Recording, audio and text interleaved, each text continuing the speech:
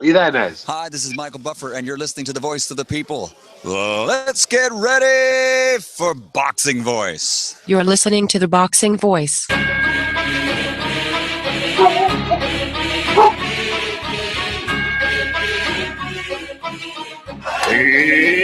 It's showtime! Welcome back, boxing fans. Blood is good. Tire face, a match of blood. Blood is emotion. Too much blood coming out of the eye. Blood is a story, a drama. Deep gash, blood pouring right into his eye. Blood is what we want to see in terms of passion. Blood streaming now from the cut in the eye, the nose, his mouth, his cheeks swollen, and he's still calm. What we want is a bloody good fight tonight. We have Heather, the Heat Hardy. Is this you? This is me. I think I need to talk to you every night because you make me smile and blush over here. Never been a lame-o, never been a lame-o. Yeah, I love the trick. I'm okay. You're serious? You're serious? And that's the good thing about UK. That's why I can't hate on them guys, man. They love fucking boxing. No fighters in England. They all bums. Did you hear what this idiot just said? Yo, son, you're gonna get your ass beat by Molina, son. Are you fucking kidding me? He's overrated. Do some pushes for me right now.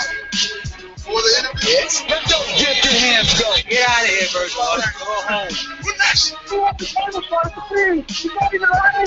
You want the table for us to please. BoxingVoice.com. It's why we use the word sensation.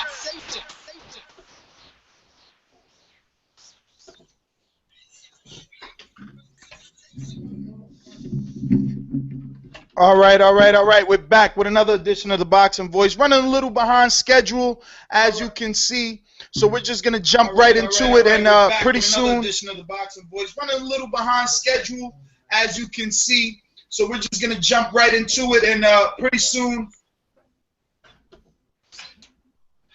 All right, one of my co-hosts has the show running in the background. But anyway, we're going to jump right into it. We got a jam-packed show for you. We got Ken Porter, Shawn Porter. One of my co-hosts has the show running in the background. But anyway, we're going to jump right into it. We got a jam-packed show for you. We got Who's got the feedback? Shawn Porter.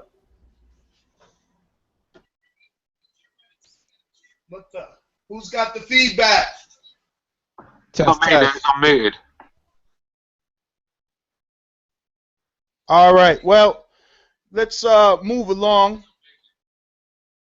Looks like it's sorted out now. All right, well, guess not. Let's move along. There is a huge. Looks like it's sorted out now. Guess not. Enrique, mute yourself, please. Huge. You're not on mute. Mute yourself. Thank you. Enrique, mute yourself, please. You just unmuted again. Keep yourself muted. You're not on mute. Mute yourself. Thank you. You just unmuted again. Keep yourself muted. I don't know. There's a huge delay there. Maybe, or I don't know. Beeb, go ahead and take over. Let me see if it's me. Huge delay there. Maybe, or I don't know. Beeb, go ahead and take over. Let me see if it's me. Okay, man. What's going on, everybody? Is it you, Ness? I think it might be you. Yeah, it sounds like it, babe, because I can hear you fine. Yeah, I think it's him. You hear me fine? Yeah. Yeah, I think it's Ness. All right, well, let's just jump into the show here. Let me pop everything open here. Obviously, we have, as Ness said, we got Shawn and Ken Porter coming up. We have Mauricio Herrera and we got Hank Lundy. Mauricio Herrera and Hank Lundy, obviously, they're going to be fighting. So we're going to be talking to each of them about their upcoming fight. We're going to have the glove giveaway. Make sure you guys give us an iTunes review, as Ness always says. Shout out the sponsors real quick before we get started. Make sure you check us out on Amazon. Affiliate link. Go to On It. And make sure you pick up... click the On It link on our affiliates page. Make sure you pick up some supplements there. Good stuff. Makes sense. All right. So I guess Matthysse. I know what it is. All right. You got it sorted out? You want me to continue? Yeah, no, listen, it's Blog Talk, so I'm restarting that computer, and we'll pick up on Blog Talk later. But everybody on YouTube could definitely hear us perfectly. So, like I said, we're gonna have Shawn Porter on. We're gonna have Ken Porter. We're definitely gonna have Mauricio Herrera and Hank Lundy, all coming up. Actually, we're running a little behind schedule for the Shawn Porter, so we need to get these things situated beforehand. But we got a jam-packed show, man. A lot to talk about. Definitely some big news in the headlines. I'm excited about Matthysse. Postol is on its way.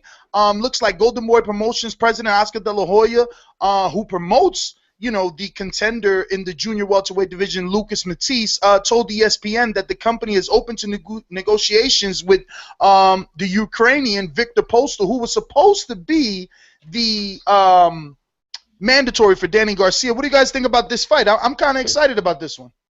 Oh, it's a great fight, man. Very good fight. It's a good style matchup, too. You got boxer versus puncher. Should be exciting. But Postol can punch a little bit, too, so that's what makes the fight even intriguing. I just want to get in here on, I haven't had a chance to say about the Shawn Porter and Adrian Broner fight. And I want to give loads of credit to Shawn Porter because, you know, found out there's a ringing tone in the background. It's putting me off. Listen carefully. Since it appears you're calling back into a live show, we are reconnecting you now. Yeah, I mean, Shawn Porter, I mean, you know, he exposed Adrian Broner, and I'm glad he did, because Adrian Broner is not a fighter. Shawn Porter, I mean, you know, he exposed Adrian Broner, and I'm glad he did, because Adrian Broner is not a fighter. Shawn Porter, I mean, you know, he exposed Adrian Broner, and I'm glad he did, because Adrian Broner is not a fighter. Shawn Porter, I mean, you know, he exposed Adrian Broner, and I'm glad he did, because Adrian Broner is not a fighter. Shawn Porter, I mean, what's going on here, man? What's going on? It's Blog Talk, man. It's Blog Talk, because we're fine on YouTube over here. I'm trying. What you keep talking? Don't worry about terrible. I mean, yeah, like I said, Shawn Porter exposed Adrian Broner. Adrian Broner's not a fighter. He's a showman. And you take Adrian Broner to the trenches, and he's going to run for the hills, and that's exactly what he did. I mean, it was just a disgraceful performance. I mean, Shawn Porter was not. It was not a great performance by Shawn Porter. I mean, he smothered a lot of his own work. I mean, Shawn Porter in power. Shawn Porter could be a very powerful fighter if he knew how to punch, but his technique is terrible. And but you know, Adrian Broner, like I said before, he's not a fighter, and he will always lose to someone like Shawn Porter. Shawn Porter's a strong guy. He works for 12 rounds, and Adrian Broner likes to fight at his own pace. And anyone like Shawn Porter is a nightmare for Broner. So it didn't surprise me. I picked Porter to win. Adrian Broner, like I said, is a hype job. And where does he go from here? Who knows? Yeah, I don't see him going down to 140 and being successful, because there's a lot of talent down there too.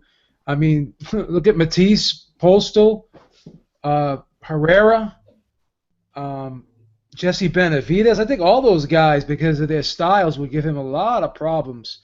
Yeah, well, this is it. This is it, Beeb. You know, work rate. You don't even have to be talented to beat Broner. I mean, Broner, he frustrates me because the guy has got bundles of talent, but like I said on Twitter, he's got no desire, no heart. And, you know, skills don't always pay the bills. It's more than that. You've got to have a lot about you. I mean, like Andre Ward, I mean, he's a very skilled fighter. He's got a lot of class about him. But Andre Ward's also a tough guy, and he can dig deep.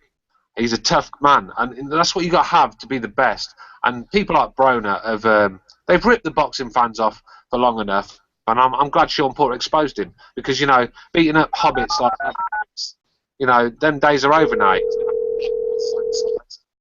And they're exposing him. Simple as. The guy, you know, he's not. I think you're right. The blueprint, the Adrian Broner blueprint, has been written by Maidana, and Shawn Porter followed up. Menu has recently changed. I expected a whole lot more Since from it appears you're Adrian calling Broner. back into a live show, we are reconnecting now. I'm not necessarily sure it was Maidana that wrote the blueprint. I mean, was he the first guy to do it officially? Yeah, but Ponce de Leon was ahead in my card. Oh my God, it's still not working on Blog Talk. I have no clue what to do. Officially, yeah, but Ponce de Leon was ahead in my card. What happens if you mute Blog It's Talk? still not working on Blog Talk. I have no clue. I don't know. Let me try. What happens if you mute Blog Talk? It's still not working on Blog Talk. I don't know. What happens? You might have to restart your whole computer. What happens? I did that twice, bro. Turn the Blog Talk off. I did that twice, bro. No. Turn the Blog Talk off. I did that twice, bro. Turn the Blog Talk off. So Blog Talk is feeding. What is it feeding? That is repeating. I don't know, but it's like poltergeist, isn't it? It's on loop, man. I don't know what's up with it. I mean, this is I'm restarting it here the fourth time probably now. No clue. It seems like the sound card is switched because Blog Talk is supposed to go like to the mixer. But anyway, whatever, man. We on YouTube. We ain't gonna be able to get no callers on if we don't get this situated. Oh man. Yeah. I mean, yeah, like I said, it's not about blueprints to beat Adrian Broner.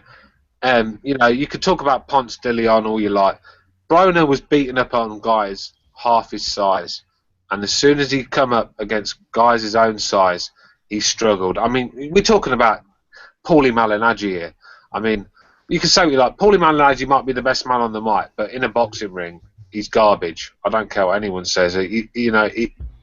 He has lost every big fight he's been in, and he brings nothing to the table. He's got six KOs and about fucking 38 fights. I mean, you know me. I don't like guys that can't punch, and Paulie Malignaggi is a symbol of that.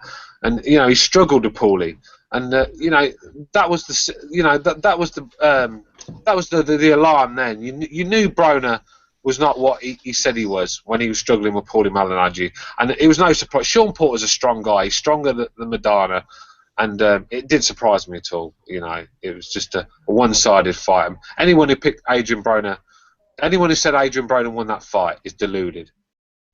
Yeah. What about Broner 2 and Shawn Porter Broner 2? Is that true? I'm seeing that float around on the gram. Do you really want to see that? Do you really want to see that again? No, I don't. But I don't know if that's like a Floyd Mayweather promotion again, trying to make a matchup. Was that? Yeah. Well, I've noticed Floyd is getting Errol Spence Jr. to. That's new little brother. He's like a bouncer to Floyd now. Every dangerous opponent out there, Floyd's sticking Errol Spence Jr. in his face. I mean, it's ridiculous. I mean, Errol Spence is a talent for the future, but if he fights Keith Thurman next, he's getting knocked out Sparko. Was that story of a rematch? Was that put out on the web? Did you hear that on the web? Was it? I just see it. I don't know. It could be all made up. Adrian Broner tweeted it. Yeah, he tweeted it out. Yeah, just like he was supposed to fight Maidana again too. I think Floyd Mayweather's looking for an undercard so he could make his Kareem Mayfield fight make sense. Yeah, well, let's be real. He's going to need 3 undercards if he's fighting Berto or Mayfield. Yeah, but the thing is, even if he is trying to build a strong undercard, he's not building it by putting Keith Thurman in with Earl Spence. Nobody knows Earl Spence. Yeah, I just met him. Listen, Mayweather's getting carried away anyway. Like Earl Spence, look, I think he's good. He's probably going to be the future, but right now, I mean, he just beat up Phil LaGreco, and probably anybody on this panel could beat up Phil LaGreco. Get the hell out of here. Not me. I'm 46. Not me. I'm terrible. Keith Thurman's a different animal to LaGreco. I mean, if Floyd Mayweather puts Spence in with Keith Thurman, then it just tells you what a poor manager, promoter Floyd Mayweather is. Definitely. I was listening to Shawn last show, and So he said to pump the brakes, and I'm gonna pump the brakes, man, because it is too soon. It is too soon, man. We just don't know. So who's excited for Yeah, I my mean, match? Floyd's actually embarrassing Errol Spence in interviews. You know, he's putting him on the spot. Calling out fighters. No, Floyd's calling out fighters for Errol Spence, and I don't like that. I don't. He's answering questions for Errol Spence. They asked him how would he beat Shawn Porter, and he's like, "Oh, the same. It's the same." And then Earl starts saying the same thing, like repeating what Floyd said. I mean, it's so whack, right? I don't know, man. I don't understand how he has so much influence. Let's try another test on this blog talk thing. If we hear myself twice, then we know it ain't working. Yeah. Sounds like it might be working. Right. No, it ain't. No, it ain't working. That's crazy. It's definitely on them then. Sounds like it might be working. Yeah. Right. No, it ain't. No, it ain't working. That's crazy. It's definitely on them then. I feel like it might be working. Yeah. I feel like I'm in the Matrix. I have no clue. Definitely on them then. You recycled your whole entire computer. Yeah, man, I restarted it twice. So your whole entire computer system. I think we should probably just shut it off, man, and just have to do the YouTube for now, I guess. There's no phone calls. It looks that way. It looks like it's going to be a slot tonight because unless the Skype callers want to call in, add Nesta Gibbs on Skype, and you can call in. But Blog Talk's playing up. Yeah, I don't know, man. You want me to try? You want me to try to get at him, Nest, real quick? See what's going on. Who? Blog Talk? Yeah, go ahead. You can do it on the support. Use the email support there at the top. Man, how do we? I guess the show must go on. We're just not gonna have no guests, and I hope Gina's listening and she could cancel everyone or at least keep them on hold. I know that Ken is already ready. He's telling me to text him the number, but there's no number to text. De La Hoya is talking Triple G Lemieux won't happen in 2015. Lemieux's promoter, Oscar De La Hoya of Golden Boy, obviously, he said that that the fight that they want the fight with Golovkin, but it won't be next. Golden Boy has informed Lemieux that he must take his mandatory defense December 20th, and I guess that's okay. What champion doesn't get a freebie the first time around or a mandatory, however you want to label it? Oscar De La Hoya has not exactly got a bundle of fighters at the moment. I mean, Lemieux is he's a good sell. He's a good-looking guy. He knocks people out. But let's be real. He makes so many mistakes. Gennady Golovkin would go through him like a doorway, and that's the problem. So you need to keep him away from Golovkin for now. Build him up a little bit. He's a great fighter. Don't get me wrong, but Gennady Golovkin is a different kettle of fish, and he will exploit every mistake Lemieux makes. It's so funny how everybody wants to fight Golovkin, but they don't want to fight him like until 2 years later or something. What are they hoping that happens? Like he comes down with a fucking disease or something, he can't fight anymore. It's not that big, but like I said, if you're Oscar De La Hoya and you're looking at your camp, you know you've got a lot of. It's just everybody's saying they're gonna fight him. Cotto says he's gonna fight him, but not now. Canelo says he'll fight him, but not now. Like everybody's on this delayed schedule. They're waiting for him to go up to 168. That's what they're doing. That's what they're trying. That's what they're doing, man.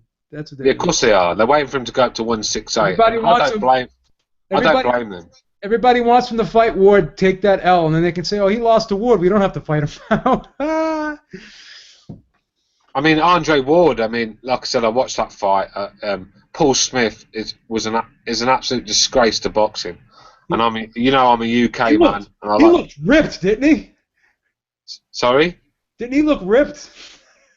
I mean, it was just a ridiculous performance. It was cringy, weren't it? Paul Smith was just shredded.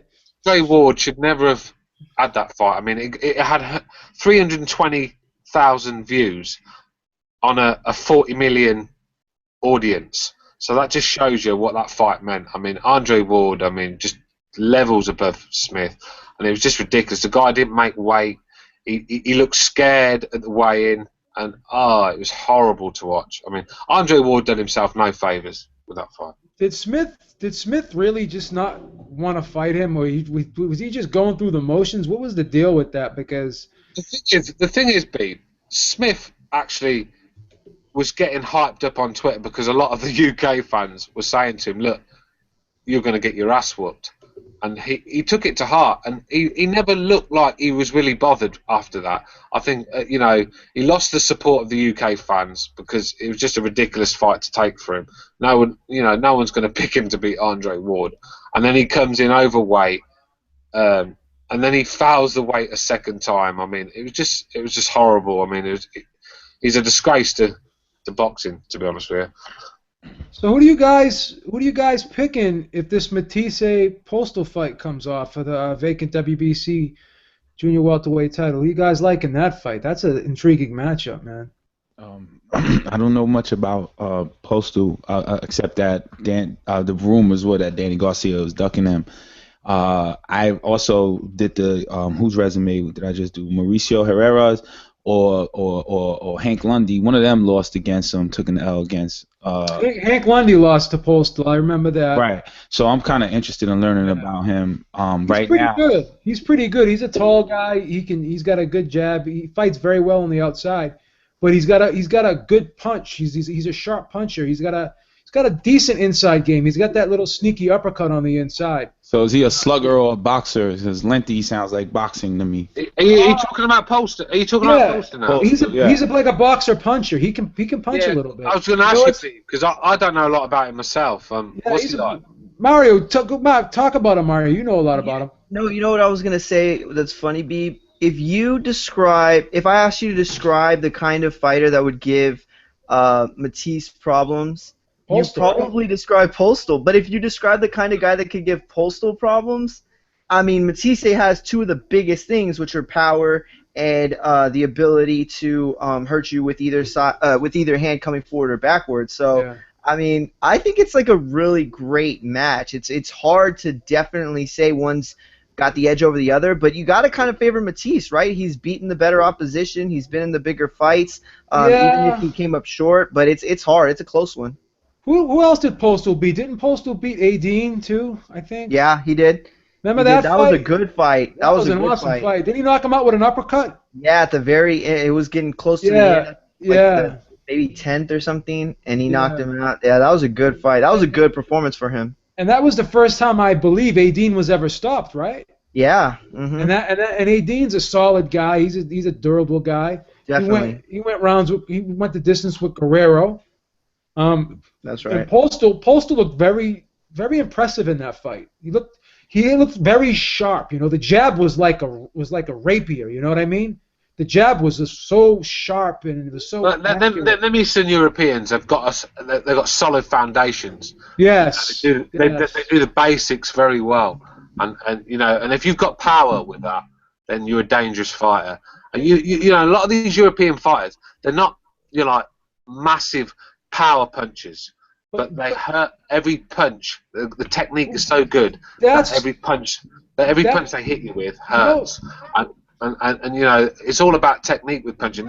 Deontay Wilder is a prime example of someone that's got power, but is wasting it with his poor technique. You know what I was saying to my friend, because I was talking about the European fighters, particularly the Eastern European fighters, and I said something very similar to what you just said. They don't look like they're exerting a lot of energy when they throw punches because their technique is so tight. They don't have to put a lot of motion into, like they could just generate power without even winding up. You see guys like throw haymakers from left field to generate power. As you mentioned, Deontay Wilder, perfect example. But you see a guy like Gennady Golovkin just turn into a shot, throw a short shot. Maybe his hand moves 6 inches, but when it lands, there's an effect every time, as you said. Them bolo punches, whatever they're called. I don't know if it's a bolo. That thing he throws from over his head lands on top of his opponent's head. Yeah. It rocks him. I don't know what punch. I've never, but there's nothing in it. But the effect, it's all about technique with punching. I mean, there's a lot of fighters out there that have got a lot of power, but just don't have the technique to be a KO artist. Like Shawn Porter. Shawn Porter has got power, but his technique is so poor that he's not getting the best of his power, and you know.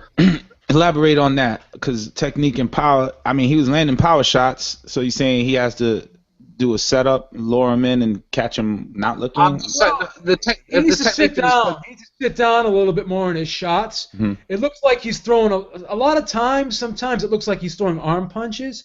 So what these guys do, these Eastern European guys do, is the beauty of what they do is they have their hands up high, and they're just able to like boom, like just like a short snap, and then they can pull their hands right back to their face. So in other words, they're able to not get themselves out of position and be off balance, and they're always in position where they're able to defend themselves. Number one, and number two, they can quickly throw another punch because they don't have to. And they're also good. They're also good at cutting off the ring.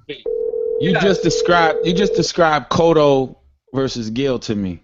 I mean, yeah. You know. Cotto is a very sharp puncher too. He's a guy that keeps everything nice and tight. He throws straight shots. He can turn shots over, without having to really open up and win stuff. Recently changed. So listen carefully to the. There's a lot of benefits to. Since it appears you're calling back into the live like show, that, have your technique like that, a tight technique, and not having to throw those wild punches and still generate power because, again, there's just so many benefits. And not having to throw those wild punches and still generate. The thing is, though, if you've got good technique, so many benefits. Yeah, if you've got good technique with your punches, if you've got good technique with your punches, you're also saving energy. Exactly. I was just gonna say that too. Yeah, you don't blow your load. You don't blow your wad. Exactly. I mean, what Deontay Wilder did, and David Lemieux as well. I mean, what David Lemieux was doing. I mean, that David Lemieux is a knockout waiting to happen, and he's a very exciting fighter. And I really like David Lemieux, but he is so wild, and anyone with a bit of pop is going to catch David Lemieux. It's amazing too because Endam. It's the same situation when Endam fought Quillen. How he was winning more rounds basically, but it's just the knockdowns that took him out of the fight. Because he was winning rounds. He was definitely winning rounds. I don't think he was, Beeb. See, I think he was doing a lot of running, and he was doing a lot of. He was throwing punches like "get off me," them sort of punches. The second half of the fight, he started coming on a little bit. You know what I mean? He did, and he won a few rounds. But for me. For me, Endam never looked like winning that fight, ever. Oh, no, I don't think he looked like he was winning the fight because you know why? Even the moments when he was outboxing Lemieux erased those moments because he would land a shot and he would just hurt him. Every time Lemieux hit him, he hurt him. You know what I mean? He backed him up, he staggered him, knocked him down. You know what I mean? See, I think Lemieux felt Endam's power and thought, this guy's not hurting me. Yeah. I'm going out there, I'm gonna throw caution to the wind, and he was making a lot of mistakes. But Endam, his legs have gone.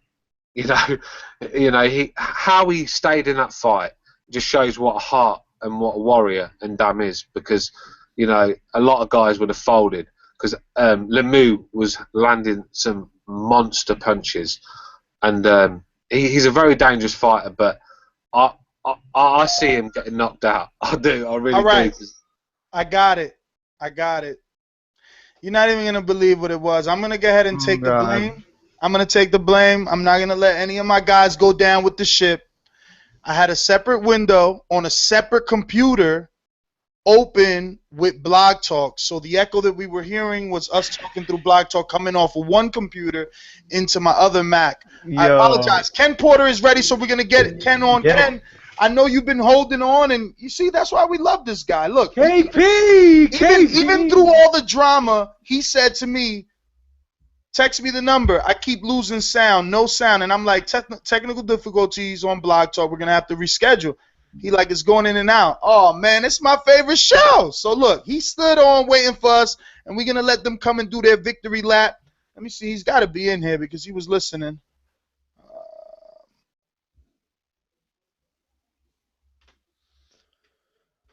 All right, there we go. So, Ken, take over the show, brother, while I go talk to Hank Lundy and Herrera and have them give me a couple of minutes.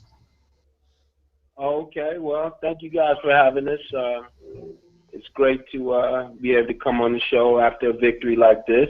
Absolutely. I know Shawn is listening in as well, so you might want to take a look and see where he's at and pull him into the show. But it feels good being on the show today after a victory. Hey, Ken, let me tell you, you have all the time you want to say and gloat and do anything, because for weeks you were telling people it's a lifestyle. This is not about cutting. You were telling people to just wait for the fight, that not to worry about any of this drama stuff with the weight. And I mean, like, you were just so right. Like, you were more than right. It was like, I mean, you were just telling us, it was like saying the sky's going to be blue tomorrow, and we were kind of doubting, when at the end of the day, you knew what you were doing, man. I mean, the confidence was there, and people were questioning your confidence. People were like, nah, you were confident when y'all fought Brooke, and they were just throwing stuff in your face. But, man, at the end of the day, y'all came up so big. I mean, take the time, man. Take the time to tell us, anything you want to tell us. Nah, yeah, with that being said, there's absolutely no reason to gloat. This is business as usual for us. The job, it's our job, and when Shawn told me he wanted to be a professional boxer, I told him I know all about the talent, I know all about the speed, I know all about the power and all of that. I just want you to work hard. And he works hard.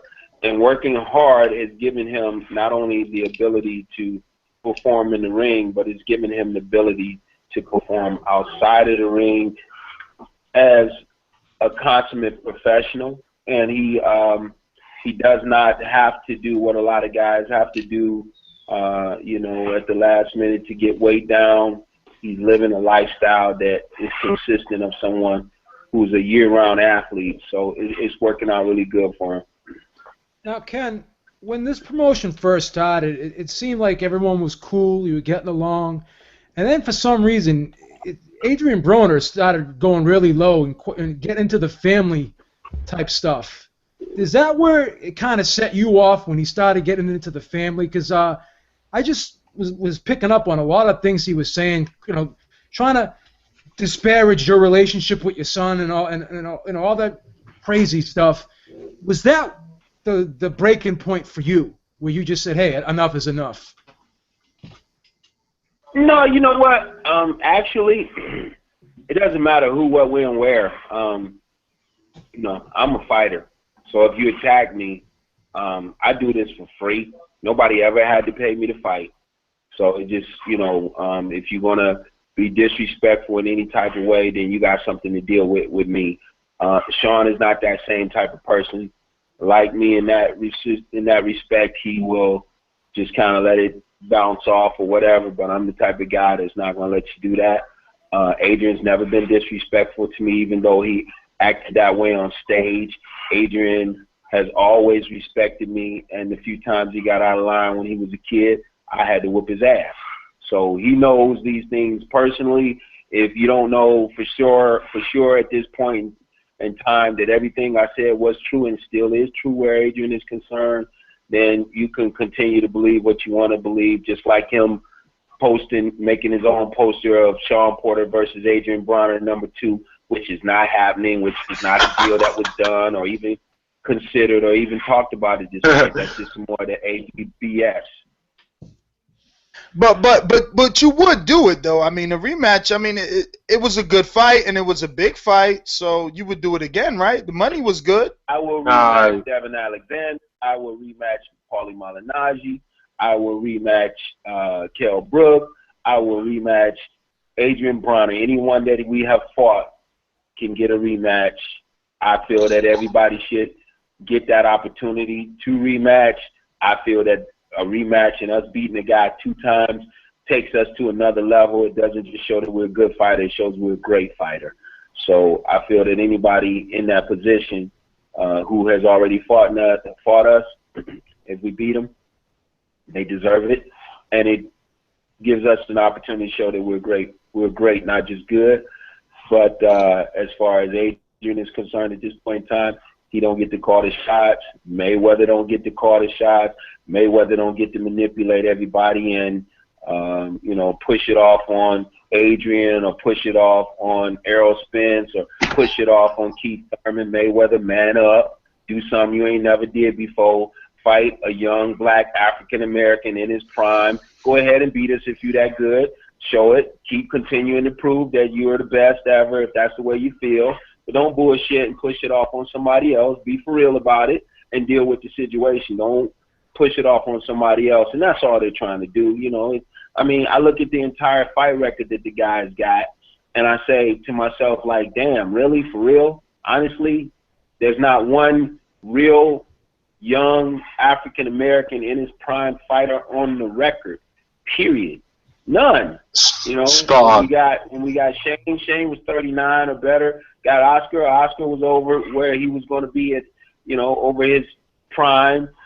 Same thing with Zab Judah. He had already been Costa Zooed at that point in time. So, you know, it's just them guys playing the games again, but they don't get to choose who we fight. We get to make that choice. But Ken, who's to say that a young black fighter could beat Floyd? I mean, he's beating all nationalities. It doesn't matter. Yeah, but how will we know until he tries? No, dude. If you find one, you show me one on that record.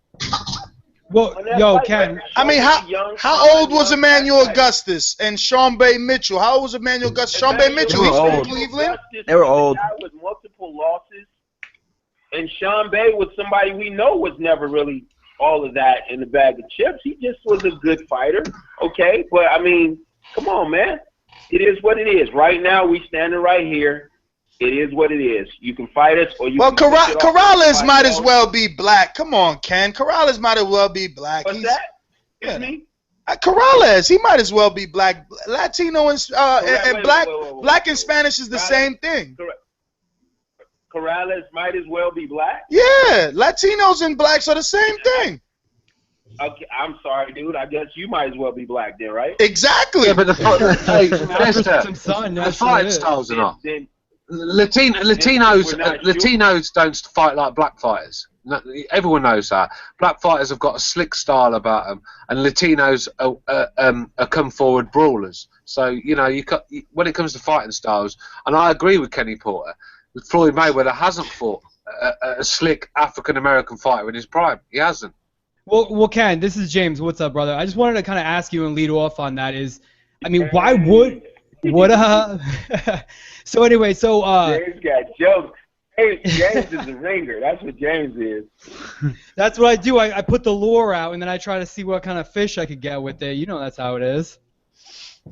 Yo, so I was going to ask you, though, like, why would Floyd Mayweather be afraid of a young black fighter when he's fighting people? Like, historically, we saw Mexicans and Hispanic people be like, they're come forward, they're hard-nosed. All they want to do is charge at you. And then we see with, like, I mean, I could say the athleticism of, like, maybe a young black fighter giving him issues, but why do you think that he doesn't want to fight young black fighters? Why is he avoiding this certain demographic, especially when you got someone like Shawn that just came off a big win, someone like Tim Bradley who was definitely making waves for a while, and he ducked and dodged. Why do you think that he doesn't want to fight them? I don't know why he doesn't want to fight them, but I can say if I'm training a guy and all I have to prepare for is the same style over and over and over throughout their entire career, then I never have to do anything different. I can go to the camp, I can do the same thing that I've always done, and I'm more likely going to get the same results I've always gotten. So I don't know why it is exactly he chooses not to fight him, but I know there is an advantage to preparing for the same type of fight style every time. But wouldn't you feel that puts you to a better? Hold on. Wouldn't you feel that would put you and Shawn into a better position? Because he typically chooses to come forward bulldogs that just want nothing to do but brawl with him, so he can outbox him. That's what Shawn is. He's kind of that hard-nosed, come forward, never give you the space to do anything and work. Wouldn't that be perfect for someone like you to position yourself into a fight such as this? I hope he thinks so, but I highly doubt that he thinks so. You know, I don't think he thinks so. I think he probably sees more than what other people see. You know, like we got our fight with Adrian Broner, who's supposed to have been a boxer, but he gets out jabbed. We got our fight with Malignaggi, who's a boxer, but he gets out jabbed. We got our fight with Devin Alexander, who's a boxer, but he gets out jabbed. So he probably looks at it and says, you know what, it's more going on to it than people see and more going on to it than what they think. And whatever the case may be, whatever his reasoning is for anything that he does, I'm not going to let that affect what we do. But at the same time, you know, I want my kid to be great. I'm sure he wants to be great. So we won't turn down a fight with Tim Bradley. We won't turn down a fight with Keith Thurman. We won't turn down a fight with these type of fighters that will give us an opportunity to be great. And if we're not able to be successful against those guys, at the least you'll be able to say, we tried. Hey, Ken, really quick. I got him in the cage right now. Can you let Shawn out the cage? He's on the line, he said. He's been on the line. Shawn, what's going on? You gonna sit there quiet, man? You're the one that got this victory. Hey, man, I'm just enjoying the show like my dad. That's all. I'm just listening. Doing a little bit of shopping before I get out of town. So. Man, Shawn, I just want to personally thank you for allowing me to be back there and experience that with you. And I want to say you made your father look excellent because we were able to have that backstage footage of you practicing and him still teaching you things until the very last second before the very first opening bell. And you guys looked marvelous together as a team. Yeah, oh, man, thank you very much. And, you know, that's just what you're saying right there is just that's how we operate, that's how we work on a daily basis, you know. And, you know, he gives me all the instruction, and I carry it out. You know, we are a great team. And like you just said, man, it's in the locker room, in the fight, even right after the fight, after the knockdown, he's giving me instruction. And, you know, I'm still replaying that conversation in my head, wishing I had, you know, come out the way he wanted me to that last round. But, you know, it's an ongoing process, and we're still working hard. And, you know, this is a great win for us, but it's not the end. Shawn, oh, sorry, Beeb. Now, Shawn, Mayweather's saying that guys like you and Keith Thurman have to fight Errol Spence first before he'll fight you.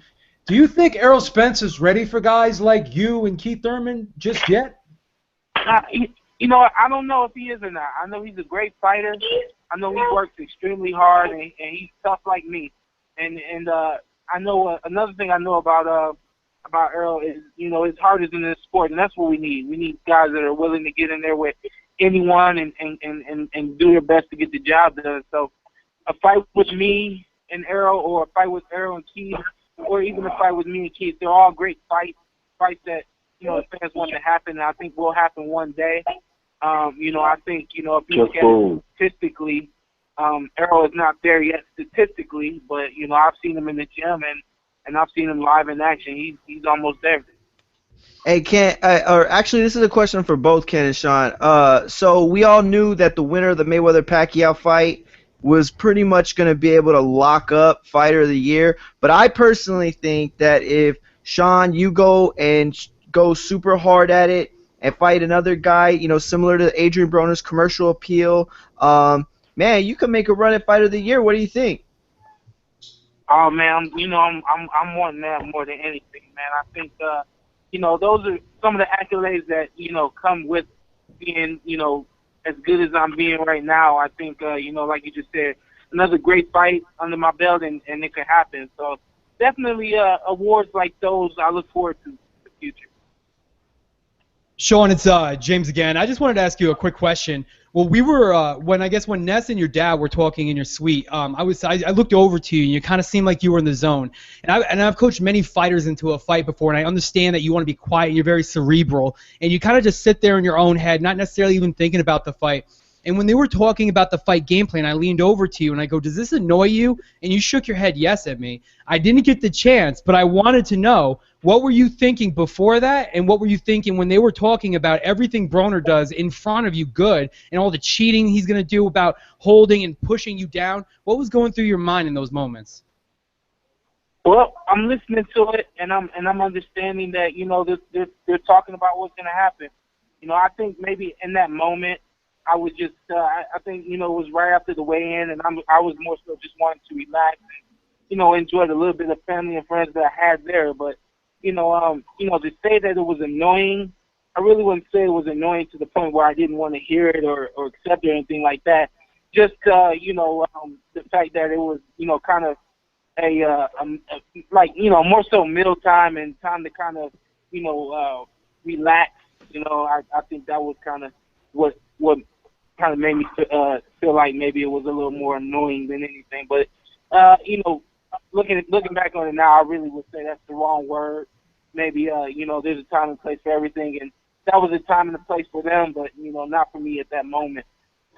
You wanted quiet time, and they weren't giving it to you. I understand that. So I guess my next question would be is that you heard a lot of talk about, I mean, even right then, just moments after the weigh-in, we were talking about how he's going to do all that cheating stuff. After now the dust is settled, what did you expect going into the fight, and how did it plan out? Did your plan work? Did you have to change your game plan? Did everything work smoothly? I mean, obviously things didn't work smoothly, but like, how did you rate your performance in this, and what did you expect going into the fight, and how did it go? We came back every round. I come back to the corner looking at no one but my dad. As soon as that bell rings, and my dad, as long as he's comfortable with what I'm doing in the ring, then it's all good. So I would say for the most part, after every round, we were in good shape. We were feeling positive about everything, and it was just about continuing to do what we were doing right. And our game plan worked to a T. The things that my dad said would happen, they all happened.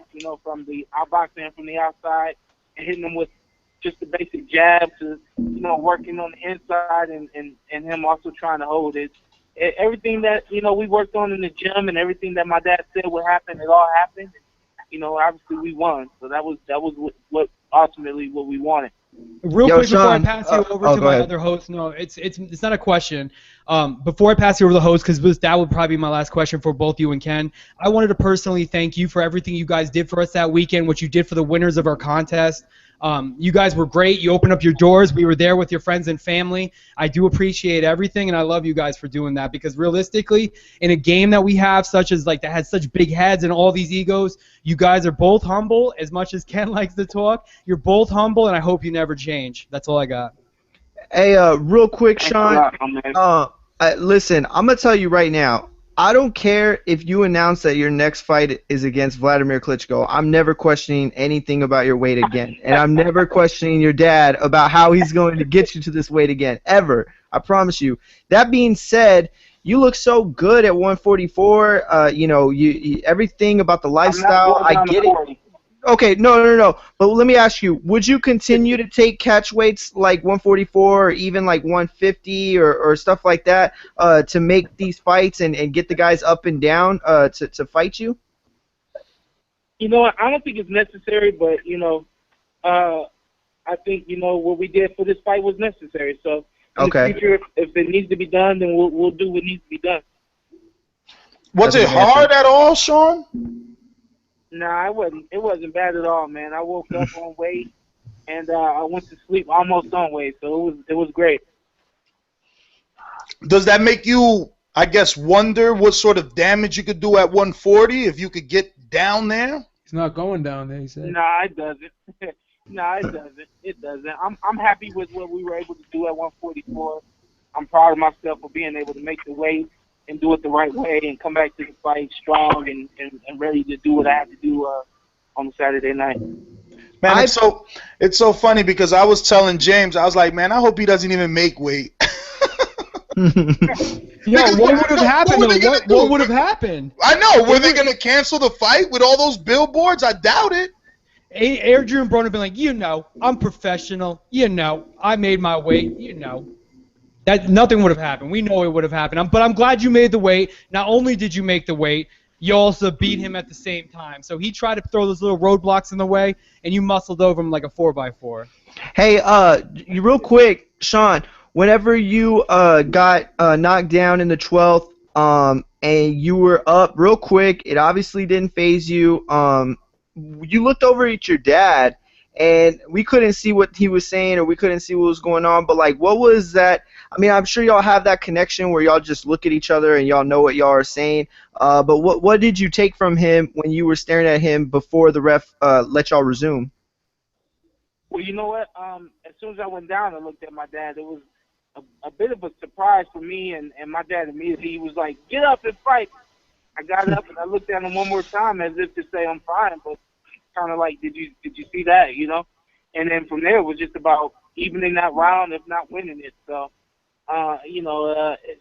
it happens. It happened. An experience that, you don't wish for, but, at some point you kind of need it, I guess. And I've been through it now. Now, Shawn, do you think that you may be able to fight for a vacant title if Mayweather does actually vacate the titles? Do you think your name would be thrown in the mix there to pick up one of those belts? Most definitely. I would love to. Yeah. It's got to be. It's got to be, right? For sure. Who else? Shawn, before we can let you guys go, because we got Hank Lundy and Mauricio Herrera lined up next, I want to ask you, did you have a chance to hear Mayweather while he was being interviewed, obviously, on your weekend? He was asked, did you do enough since Maidana got a Mayweather fight by beating Broner? Did Porter do enough? And he's sticking to this Kareem Mayfield and Andre Berto. He said no. I don't know what that's about, man. I don't know what that's about Kareem Mayfield and Adrian or Andre Berto, but I think I should definitely be in that conversation. Even prior to beating Adrian Broner, I should have been in that conversation. But I think we're definitely going to campaign for that fight. We want the fight. It's not something that is that I've been talked about. Hey, you should say this. You should say no. I honestly, in my heart, want a fight with Floyd Mayweather. I do believe that I could be the one. Obviously, everyone thinks that they could have been, but I feel like we can do some special things in this sport, and we've proven that to this point. So, you guys put your money on me, and I'm looking forward to possibly getting in the ring with that guy. Shawn Porter, it's Enrique Church, a.k.a. known as the Casual Fan on the show. I have a question. First, I was blinded by all the glitter that Adrian Broner presented during this fight. I thought he would win, right? And obviously the things changed and you won. Down the line, if there is a Porter Broner 2, are the terms now yours? Do you set the terms, or is it still like the whoever the promotion is? No, the terms are all mine now. He lost all that, but I don't think there's gonna be a Broner Porter 2. We haven't discussed that. I think it's time to leave him in the background and move forward. No, I think we should do 15 rounds and 6-ounce gloves.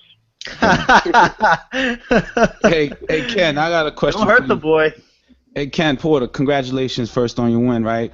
I was watching. Thank you. And those weren't our gloves that we fought in. Oh, that's They good to stole know. our gloves. This was the first fight that I was like, I'm gonna watch boxing different. Being on the Boxing Voice, these guys break down fights like to the T, and I was like, all right, I'm gonna try to watch it so I could have a better breakdown.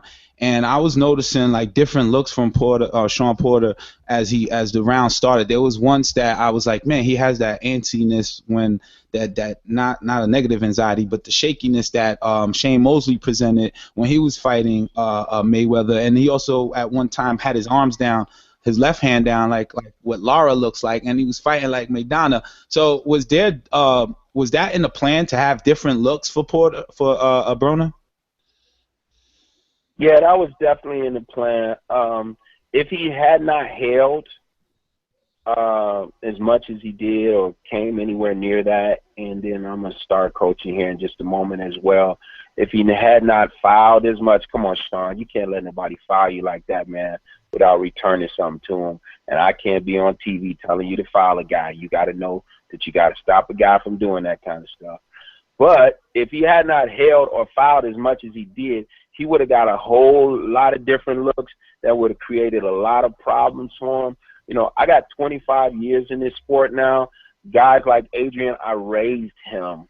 You know what I mean? This is not folklore or made up type stuff, man. This is the truth. So I know what I'm going up against when I get in the ring. I know this is a kid that never made it to the Nationals. I know this is a kid that when he did go to the Nationals when he was 14 was the last time he was there, lost the first day. I know these things. I know this is a kid that legitimately said, hey, Shawn Porter is my idol. I know those things. So he's all smoke and I know mirrors. those things. So I use those things to the best of my ability to make my guy better in those situations. So when we came out in the first and second round, Nestor can attest to this, I told Shawn repeatedly, and in camp, I was jumping Shawn Don't throw more than one jab at a time. Don't throw 2 punches, because we don't want this guy to be on a bicycle or be defensive or be protective. We want him to get his little bit of courage up to kind of throw some punches with us.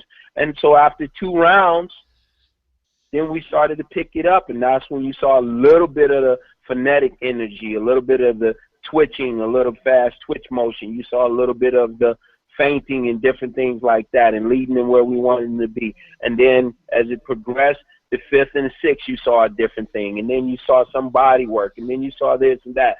But, of course, by him grabbing and holding so much, it did stop us from being able to show so many different looks. But maybe possibly, as you guys watch now, if you see it from a different perspective, maybe you can see that Shawn has a lot more abilities than you've seen, but we use it fight specific. It's only for that specific fight. With Adrian, the plan was to be very versatile and do a lot of different things. And he offset a lot of that by holding and, fouling and doing a lot of things like that. But none of that, I mean, I even saw some rounds on the CompuBox where he never landed a jab in a round, or he landed 1 jab in a round. So none of that stuff helped him win. It just helped him to survive. Right. Well, you won, and thank you for answering both of my questions, man. Go ahead, Ness. Yeah, but is that what you saw? Is that what I saw? I'm happy. You saw a lot of different things going on? Yes, and I'm happy that I saw the right thing, because I was thinking maybe I'm making this up, but I did see it, and I want to. That was exactly the plan. And our sparring partner said, as he was watching the fight, he said, "Wow, this is exactly what Coach said was going to happen the first day he started in camp with us." So was exactly what I said. When the first day he sparred with us, the first day we worked on it, was exactly what I said was going to happen, and it held true all the way basically through the fight until in the 12th round when Shawn didn't have his focus and got caught with a shot. And I should never have to coach that again, because just before every fight, I'll just make him sit down and watch that particular sequence right there at the beginning of that round. I should never have to address that one again, because you can sit down and watch it. Right. Well, Ken and Shawn, I want to thank you for giving us the time to obviously get you on right after such a big win, and being so generous to us throughout the years now. We got Mauricio Herrera all lined up, so we want to give Shawn an opportunity to give any social media. And Ken, you really got to get a Twitter, man. I got one. I just don't use it. I watch I watch. Ness, I want to thank you again, man, for having me on. It's always a pleasure, especially like my dad said, after a big win like this, man. We need you guys to continue to reach out to us and keep us on loop and everything, and just have some fun with us. It was cool having you in the locker room and at my post weigh-in meal, as well as the post fight, celebration as well. So man, you keep hanging out with us, and everybody out there, I just want to thank you for your love and your support, and you continue to follow me on everything, Instagram, Facebook, Twitter, Showtime, Shawn P. All right, guys, and I'm sorry. Nestor, you've done a great job, man, of bringing different guys in, bringing different perspectives and different views, and it keeps it lively, if you know what I mean. And then also, you couldn't have picked 2 better guys, or at least one better guy. I don't know how you guys did it. The guy that won the contest, man, them guys came right in, and they were just like the perfect fan, the perfect, you couldn't have picked a better guy. So you guys did an all-around great job. You guys need to stand up and give yourself, I want to give you guys an applause as well, man. You guys have done a great job. Thank you, man. It was all random. He just happened to be like I said when we first did it Sunday. It was just perfect. The whole weekend was perfect, down to the winner. They were so polite, and they were true fans of Shawn, which made it even better. But I do have Herrera on, and before he becomes my enemy, I need to get him on here. But thank you again, Shawn and Ken, and hope to see you soon.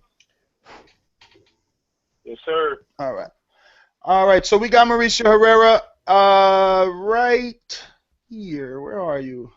I hope he's not mad at us. What number are we? 315. The Maestro? The Maestro can't be mad at the boxing No, voice. it's not Maestro, it's Maestro, ain't it? Juan White. That's how I pronounce it. What do you want from me? Oh yeah, you are a little under the sun. Shit. I'm okay, clear. Here we go. Mauricio Herrera, how you doing, brother?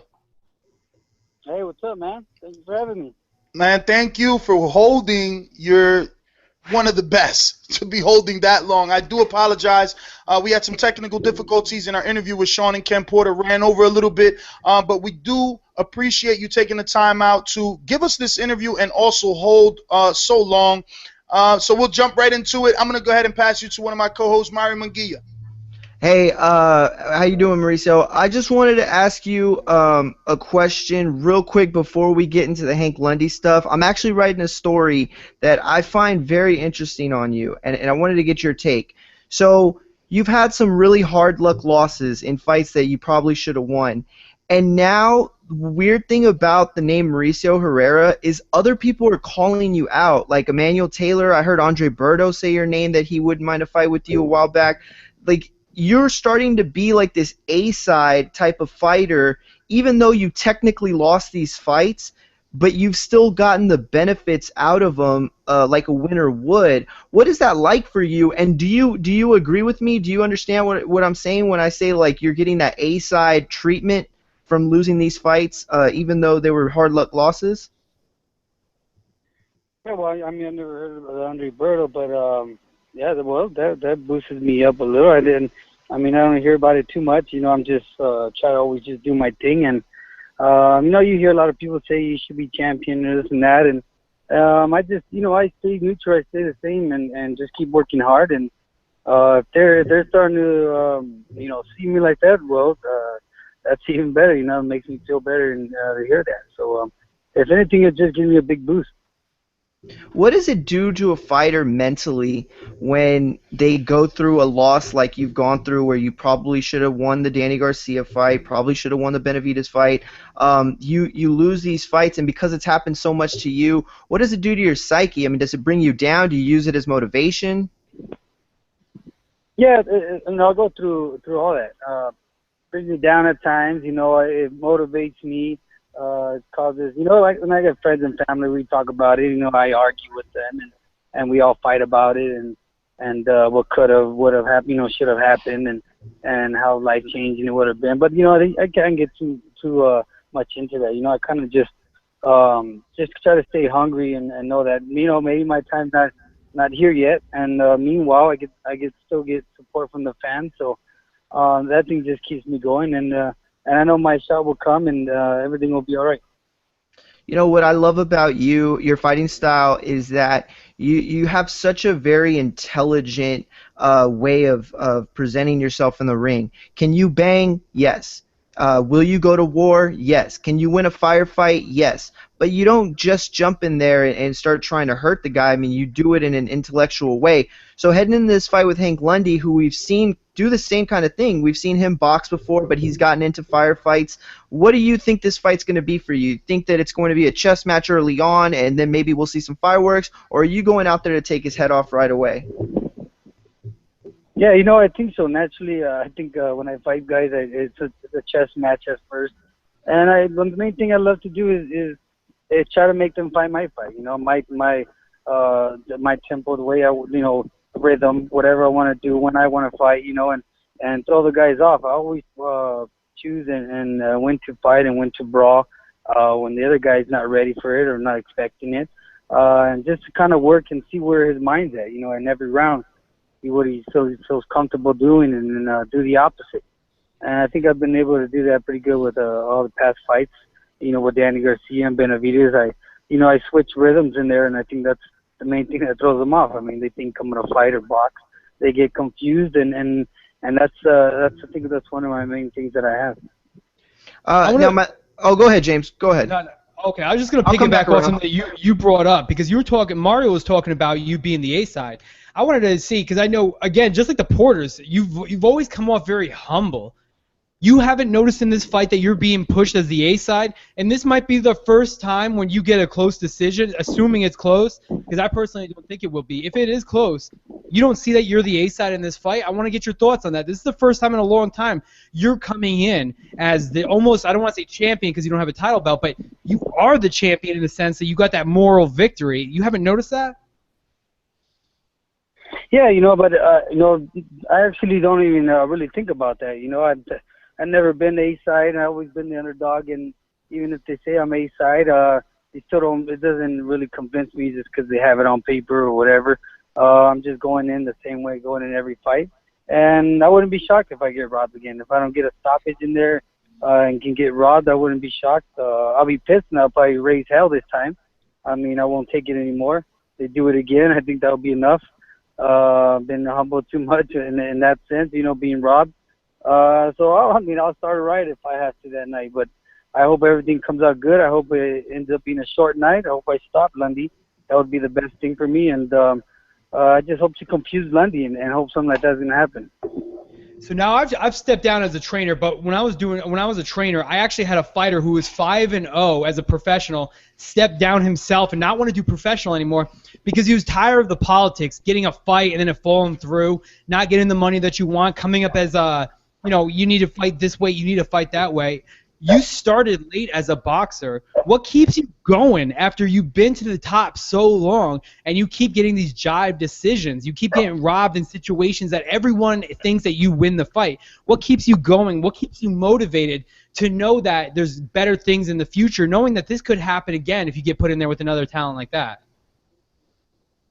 I always just like to think, something better is going to come along. I have family and friends that have my back and that motivate me to keep going. I'm the type of fighter that loves to fight, love boxing. I can't let politics, get me down.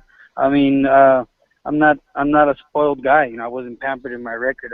I just been having it tough, and I duke it out like that. I see these old fighters back in the day. You can go to Sugar Ray Robinson, all these guys. They, a lot of these guys have like 200 pro fights. Over 200, 300, 50 losses. These guys just keep going. They're fighters. That's what they do. And I'm barely I'm close to 30 fights. I mean, it's not that just a couple of losses, political losses or whatever. It's not gonna stop me. I'm just gonna keep going. It's like all fighters. That's all they know how to do, most of them. But with me, I'm sure I can find other things to do. But boxing is what I love. Of course, I knew from going into it, it's always had that dirty side to it. But if I would have thought that way and been weak, I would have quit a long time ago. I wouldn't came to where I'm at now. And even with those losses, I think they still helped me out in a big way. And look where it's got me now. I mean, I got signed with Golden Boy. I got a world title fight. Now I have another chance with the NEBF with Hank Lundy, and here in LA. And I have another shot. I mean, although financially it's not all the best, but I mean, there's nothing to really complain about. I know my time will come, and I gotta wait, not be, not try to act all spoiled, and just feel, man, I could have it harder than this. So my last question before I pass you to another co-host, a lot of people like to shit on me and say these are dumb questions, but I personally love it because I've been in the ring before. I've been around fighters all the time. Who was the hardest hitter you've been with, and what fight do you think was your toughest that you think back now and be like, damn, that was a tough fight? The hardest guy, no guy has ever really, never really been dazed. Only in the early of my career with, some unknown guys, but, those are because you're not really in shape, and, you have to be in great shape. And the best shape, when I'm in good shape, I don't feel really, I don't think I haven't really been hurt, The only fight that I felt punches that were hard were probably Provodnikov and Mike Alvarado. But Mike Alvarado was a tough fight, I think, because of the way I fought. I went and I think we duked it out from round one to the very end. I fought his fight and proved that I can brawl. I brawled it with a guy who loved to brawl, and naturally bigger guy. And he had good power as well. But Provodnikov had the more stinging punches. Yo, so let me ask you a question off that, because I was there live. That was on the undercard of Richard Bril and Brandon Rios. That was the first time I think I've ever seen you against the ropes. What changed? How did you change your form? Because Mike Alvarado is not known as a come-forward guy.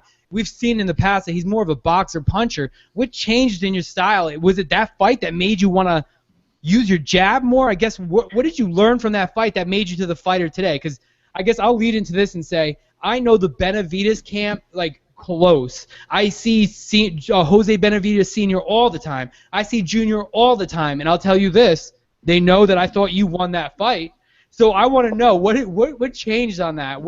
How did you change your style? What do you feel things that makes you? What did you change that makes you so successful today? I guess that's what I'm getting to. Yeah, you know that, and that fight, you know, I'm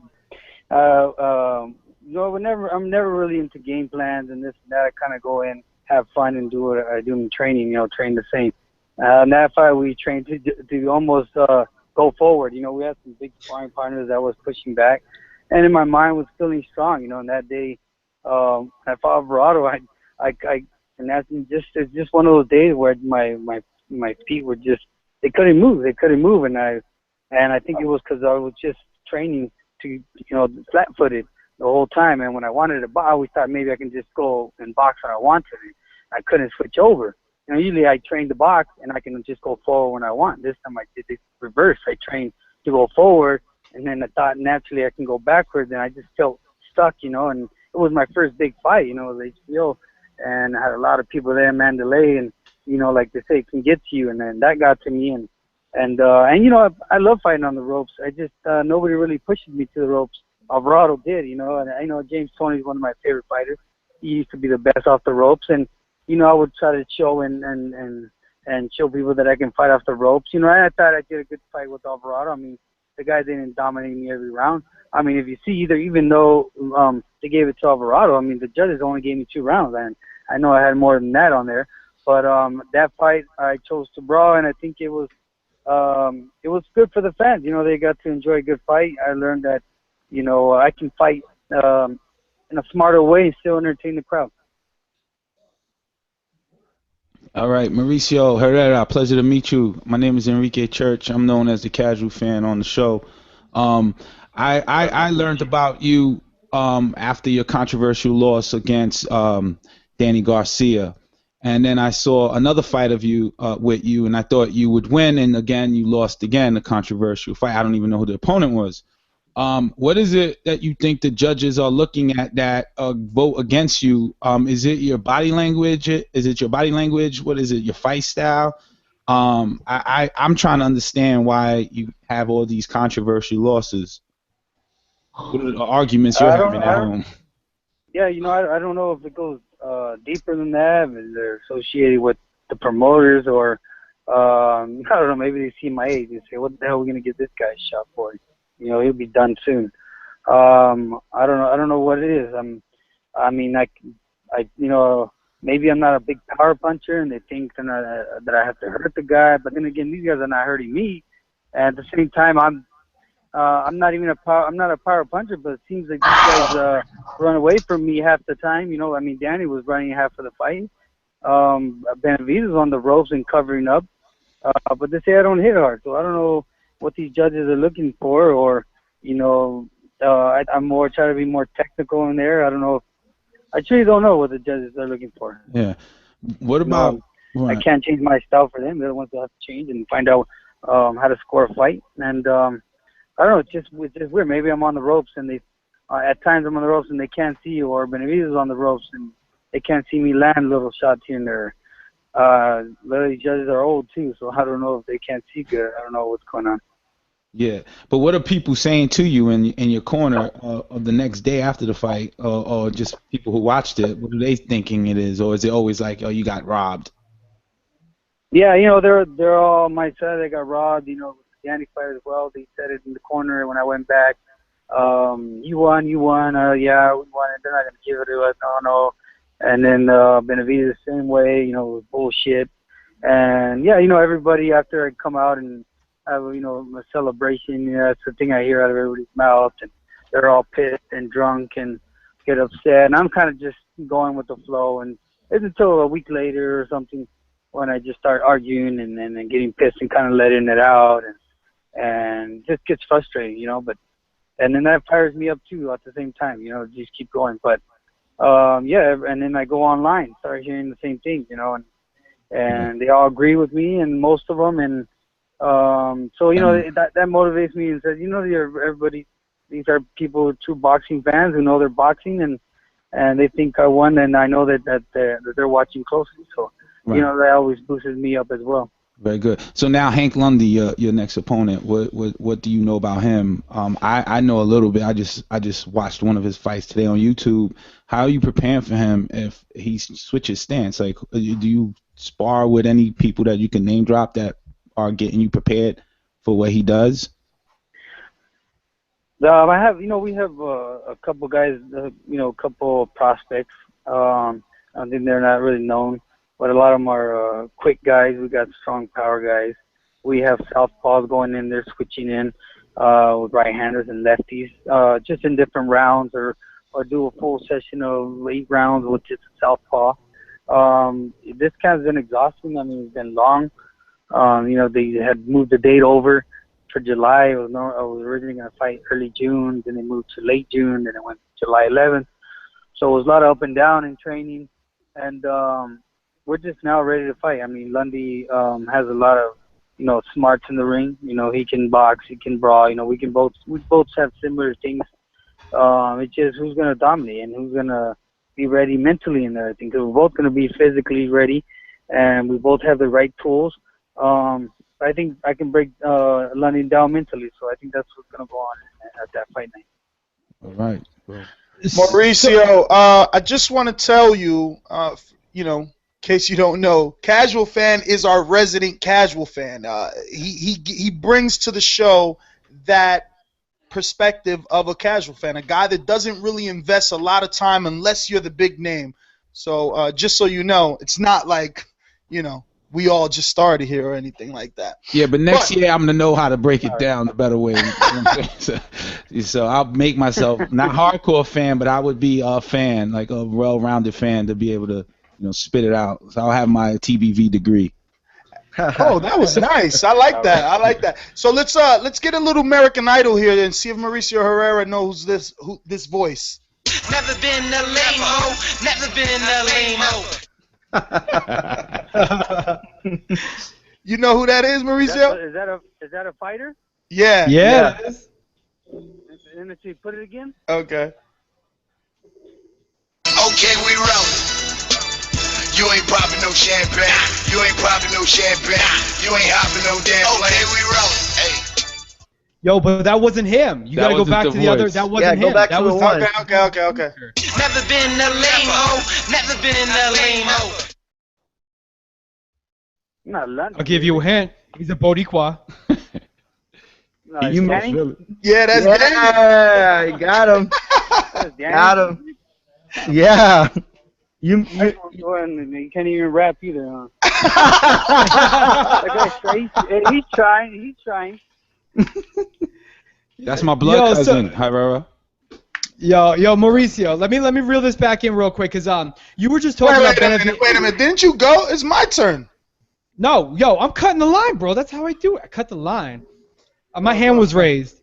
So Mauricio, you were bringing up Jose Benavidez, and let me tell you from personal experience, I've seen this kid from the amateurs. That's how he does. He fights off the ropes. He kind of keeps you in. He draws you in. He tries to get that one big shot off the top. I think it was Mario who was talking to you about what do you need to change in your style. Or no, sorry, it was Enrique. What do you need to change in your style for I guess judges to see something different? You rely very heavily on the jab, which isn't a bad thing. And to me personally, I score that. Yeah. A jab is a jab, and it's a jab is a jab. So to me, like, you don't want to change your style, but at the same time, something isn't working there. I mean, your jab to the body is very low. You get down low, and people can't come over the top and get you, where you're saying you haven't really felt those punches before. But clearly there's some sort of disconnect from those power shots. What do you think you could do going in with Hank Lundy? Someone that we know is going to be there. He's going to come forward. You're going to hit him. What can you change in your style in this camp? What are you learning that can maybe shine a little bit more light on your style? Because I'm not asking you to change your style, but clearly there's something kind of disconnecting from the judges that we need you to kind of come forward. We need you to kind of land those power shots. We need you to kind of show a little bit more technique. Oh, for sure. No, we're not. I'm not trying to change. I actually am. We are working on changing stuff, and we're not going to be just that jabber. That works for most fighters. It won't work for all of them. With Lundy, I got to throw more shots, more right hand. He's a southpaw, so we're working a lot of right hands, body work. We're actually working on power punches, so I think you're going to see something different. You're not going to just see just flicking out jabs, and try to win like that. You're going to actually see combinations and me work well inside. And I learn from these fights, and like I said, I guess I got to be the one to judge for these judges, and you will see that change. That's exactly what we've been working on. We're not just, we know we got a jab, and we know we got that down. So I could always rely on that, but we're working on other things to make it clear and make it a statement that night and win that fight, with action. And you're going to see a lot of punches, especially combinations. You're going to see my right hand be thrown a lot that night. Hey, Mauricio, I just want to have one question. Obviously, you're with Golden Boy, who's playing nice with Top Rank, and everyone else is outside of your realm. You're living in a whole different boxing realm over there with Golden Boy and Top Rank, and everyone not with Heyman, basically. So this means that if you win this fight, it's kind of like 99% sure you're going to be fighting Crawford next, because that's the other HBO guy. Do you welcome that fight? Who's that? Crawford? Yes, Terrence Crawford. Yeah, I welcome that fight.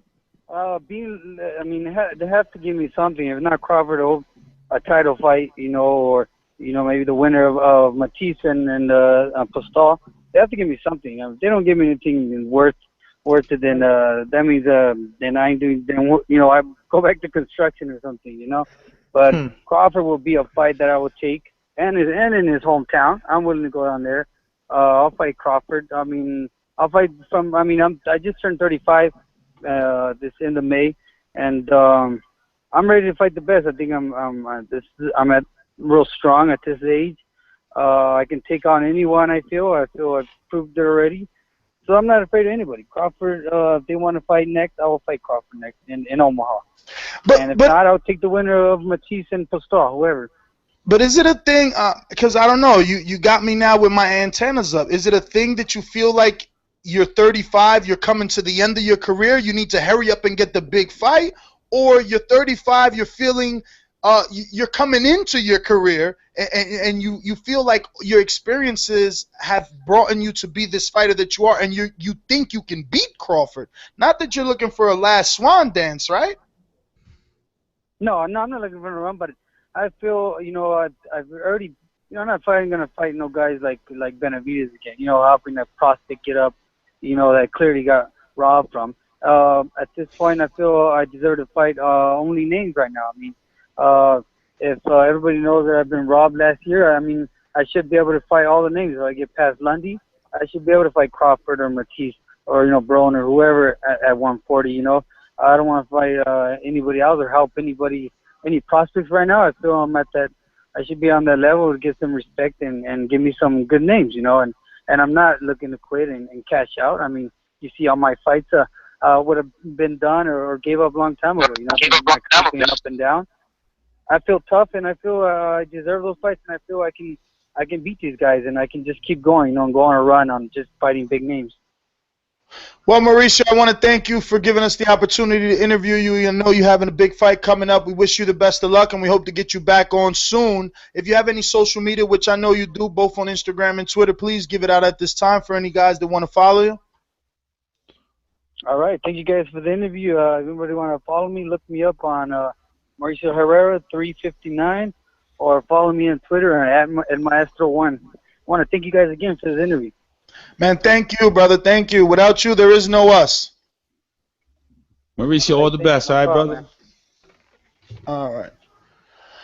All right, guys. Well, there you have it. Mauricio Herrera. Up next is going to be Hank Lundy once we get the confirmation text from our good old friend Gina. All right, so we're going to take some callers because we've been eating up a lot. It looks like we got Fight Doctor here, so why not bring him on with his intro.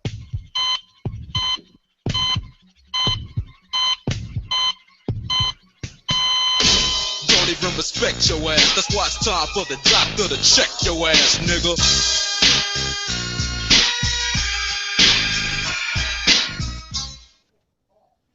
Yo, Fight Doctor in the house. I'm on Rick James status. What's going on, gentlemen? What's happening? Chilling. What up? What up? Hey, Fight Doctor, you been checking out those Deontay Wilder interviews? You know what? No, I haven't had a chance to check them out. Been working in, in training, so it's just been an issue. But I did hear the Ken Porter interview from earlier in the call. And, normally I agree with Ken, and I don't have a problem with Ken. But this whole talk about Floyd Mayweather never fought a black fighter in his prime, well, that was Diego Corrales. Okay, you might not like his last name, but at the end of the day, Diego Corrales is a black man. Okay? Hey, man. Hey, Fight Doctor, you're going to be shocked, but I said the exact same thing. Yeah, but I think what you meant was, I think you meant styles. I mean, the African-American style is a different style, even to the Cubans. Fight Doctor, what year was that, though? What year was that? Stop with all of that, okay? Because using that logic, then who is Joe Calzaghe? Because he fights in that slick style. Yes, and I agree with that. Well, I'm just saying where Ken Porter's coming from, and I agree with him. I mean, as Floyd Mayweather fought a young, slick African-American fighter in his prime, no, the answer is no. I mean, whether you like it or not. Hold on a second. Wait a minute. Stop. Ken Porter is talking out of his ass, okay? Because the question was, did Floyd Mayweather fight a young African-American fighter in his prime? In the last 10 years. Yes. Wait a minute, Fight Doctor. You're confused. There was no question. He made a statement. No one asked him, did Mayweather fight a young guy? He said Mayweather didn't. That's his opinion. Exactly. Well, that's his right. Well, Ken Porter raised the question, okay, and that's his opinion, but he's talking out of his ass. Because at the end of the day, the guy that Mayweather fought was Diego Corrales. And then guess what? Yeah, but wait a minute. To be fair, you can't come on here and call a guy names when technically Diego Corrales is Hispanic. I feel the way you feel. Listen to me. All right, look. When he feels no. There's no way his father's black. There's no way his father's black with a name like Corrales. Get out of here. When he fills out a job application, he's checking off Hispanic. He's not checking off black. Okay. Look, ain't nobody calling Barack Obama white.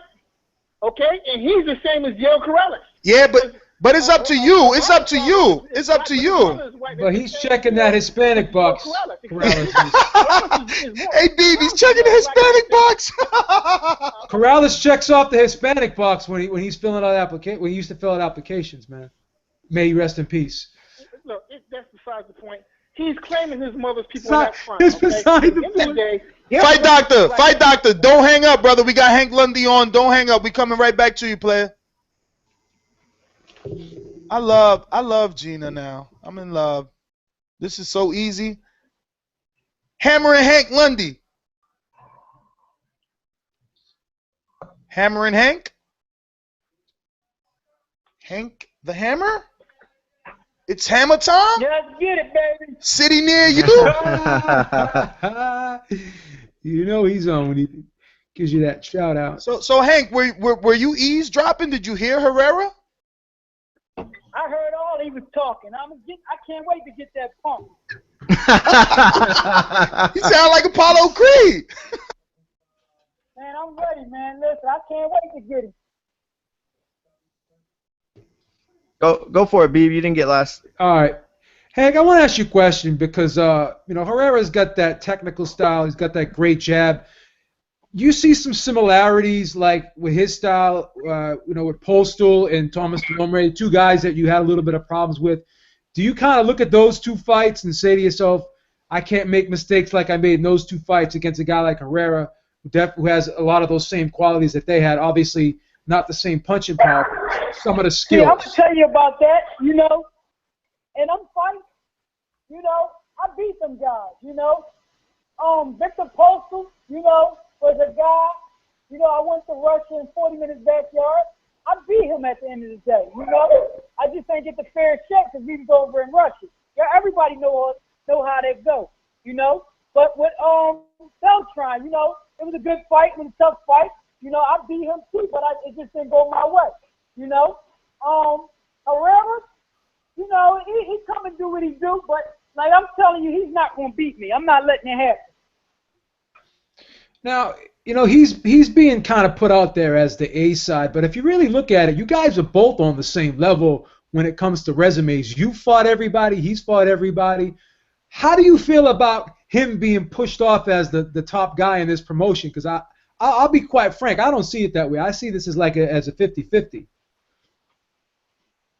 Well, you know, one thing about me, I'm not looking at that. I don't care about that.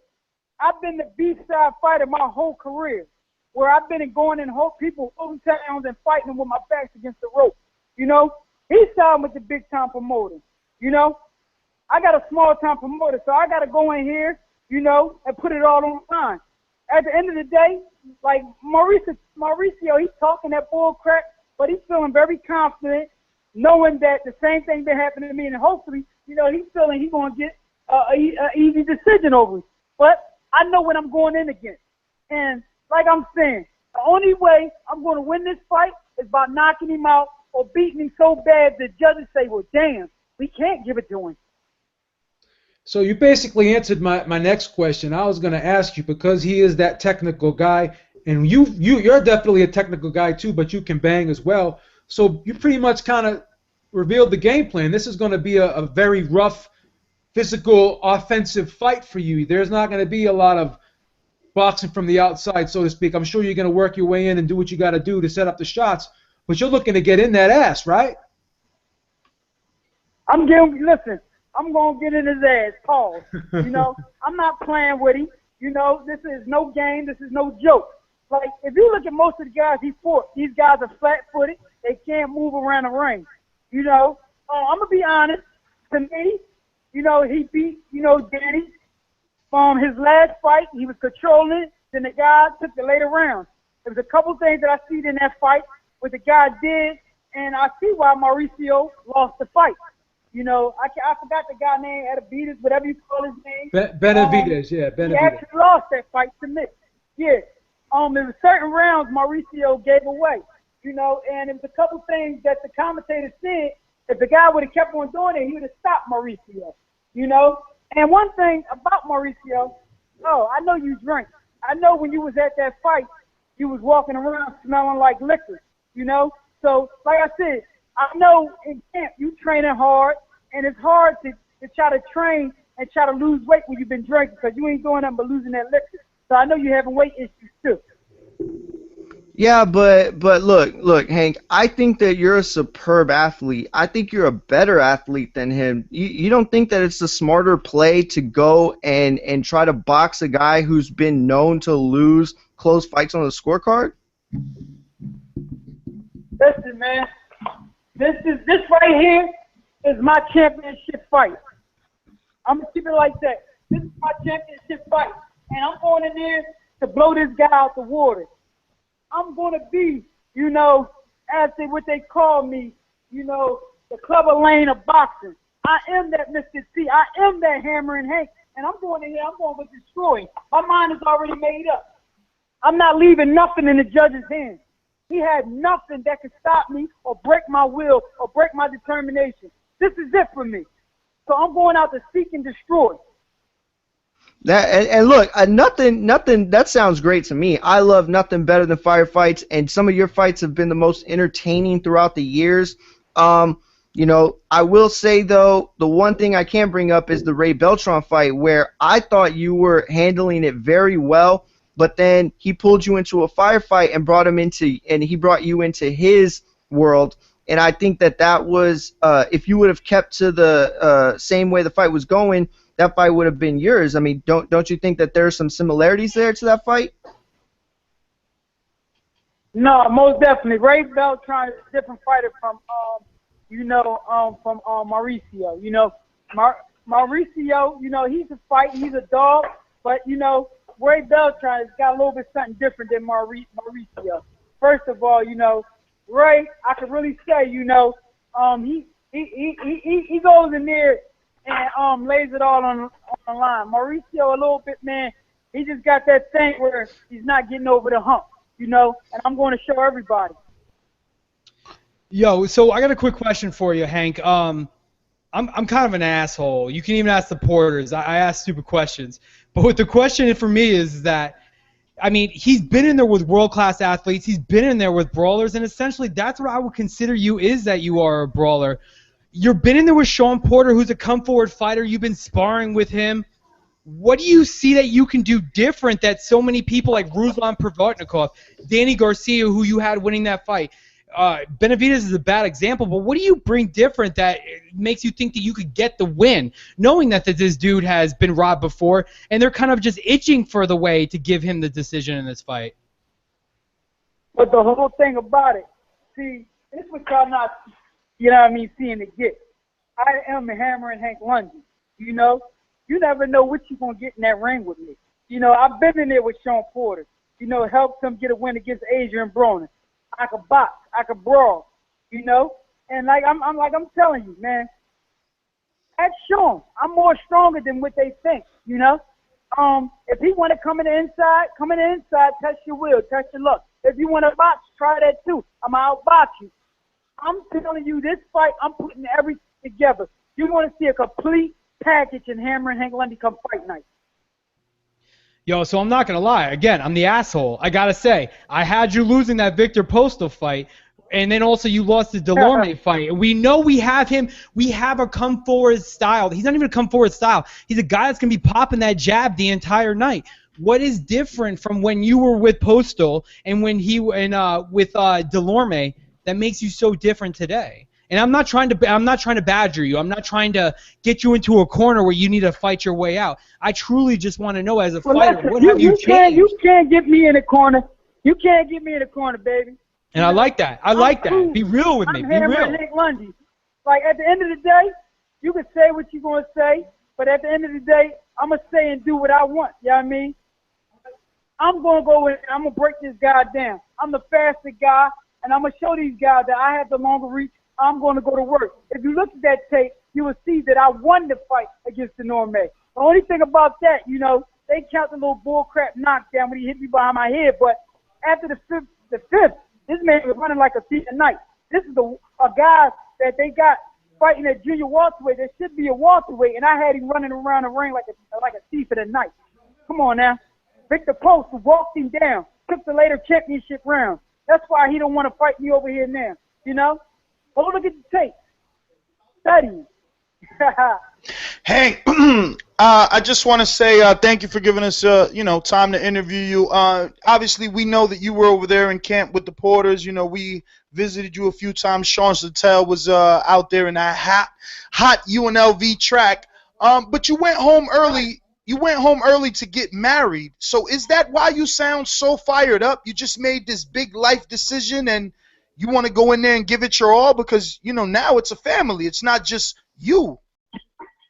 Man, listen, one thing about me, man, I've been fighting and giving it my all. Man, I have my 4 little beautiful girls, my son. You know, I do everything for them. You know, so you can't really say that. You know, I came home to sharpen up. You know, I helped Porter out, you know, get his win. Then I came back home to get mine, get my everything going, you know, with me to sharpen up. That's all I have to do is put the finishing touches on. You know, I'm already on weight. I'm walking around my fight weight. That's how much good shape I am. You know, I'm just up, and I'm getting ready to put on a world-class fight and let the winner of Lucas Matthysse and Victor Postol know I'm coming. Now, with Shawn Porter, he has obviously one thing that sticks out of all the characteristics has to be the stamina, the fact that he could fight, you know, 3 minutes of 12 rounds. You working out with them, is that something that you were able to pick up? Do you think that you have more stamina working out there under that hot sun and just doing all those rigorous, exercises that the Porters make you guys do? Is because I'm just trying to see what it is you took. I mean, it feels like you helped Shawn out because you do have that Adrian Broner moving boxing style. But how did you benefit from being out there? Oh man, I've benefited a lot, you know, with the Porters, you know, in a lot of ways. We was up in the high altitude training, you know, and the running track. I took a lot of things, you know, and it applied to me very well, and it's helping me now. You know, look at me. I got 2 weeks for the fight. I'm on weight. I'm on weight already. You go check my Instagram, you know, my Facebook, you know, my Twitter page. I weighed out the gym today, 141. I'm good, you know. You know, it was a good camp all year, all around. You know, I took things and applied it to me. I'm ripped up and I'm ready to go. Man, oh, go ahead, Ness. Oh, man, that's awesome, Hank. Man, to be 141, like you're there. It sounds like you're in great shape. Now, assuming that you go in there and you have a great performance against Herrera, which I think would catapult you. Let me ask you a question, because I remember a few years ago, that you and Broner were real close to making that matchup. Y'all had some heat going back on Twitter. Do you feel like he still represents that fight to you? Like, would you still be interested in that fight, knowing that he's, you know, had 2 hard losses? I mean, he's still a name for sure, but is that the kind of fight you'd be interested in? Because I thought that y'all's lead up to what actually didn't end up happening was great. Y'all were so entertaining on Twitter. I would buy tickets to the press conference to watch y'all. So is that still a fight that interests you? I'll put it like this. I still want to fight. You know, I don't care. I've been in camp with you. I still want to fight, but they won't fight a guy like me. They know what Hammer and Hank is all about, man. And they've been in there with me. I want to fight, but would they fight me? Yo, be honest though, real quick. You sparred with the Porters and you sparred with Broner. What was different, and how did I mean? Ken Porter was openly about how the Broner sparring sessions went. Tell us openly, because you seem like a man that wants to just come out and say it. It is burning a hole inside of you. What happened in those Broner sparring matches, bro? Let it go. We're the voice of the people. If anywhere in the world you can do it, it's here. I heard you were bullying him. Like this, man. There was a lot of things that went on in them camps, you know, and everybody know, you know, I'm ready, man. I'm ready to fight, man. You know, I'm calling for the fight. You don't hear him calling Hammer and Hank out. I've been calling for the fight, you know. There's a lot of reporters that been in camp, a lot of people on Facebook that say, I see Hammer and Hank do the same thing to Adrian that Shawn did, you know. They've been in the camp. They know what's up, man. I ain't no pushover, man. Like I say, I come to win a sparring match, man. Yo, but to be honest with you, why would Adrian Broner be calling Hank Lundy out? He would, of course, be calling the guys that are above the division. Why aren't you calling Adrian Broner out every chance you get? Why aren't you on our air right now saying, fuck Porter or fuck Broner? You know, get him. You know, just do what you want to do. If you know that's the fight for you, why don't you call him out every chance you get?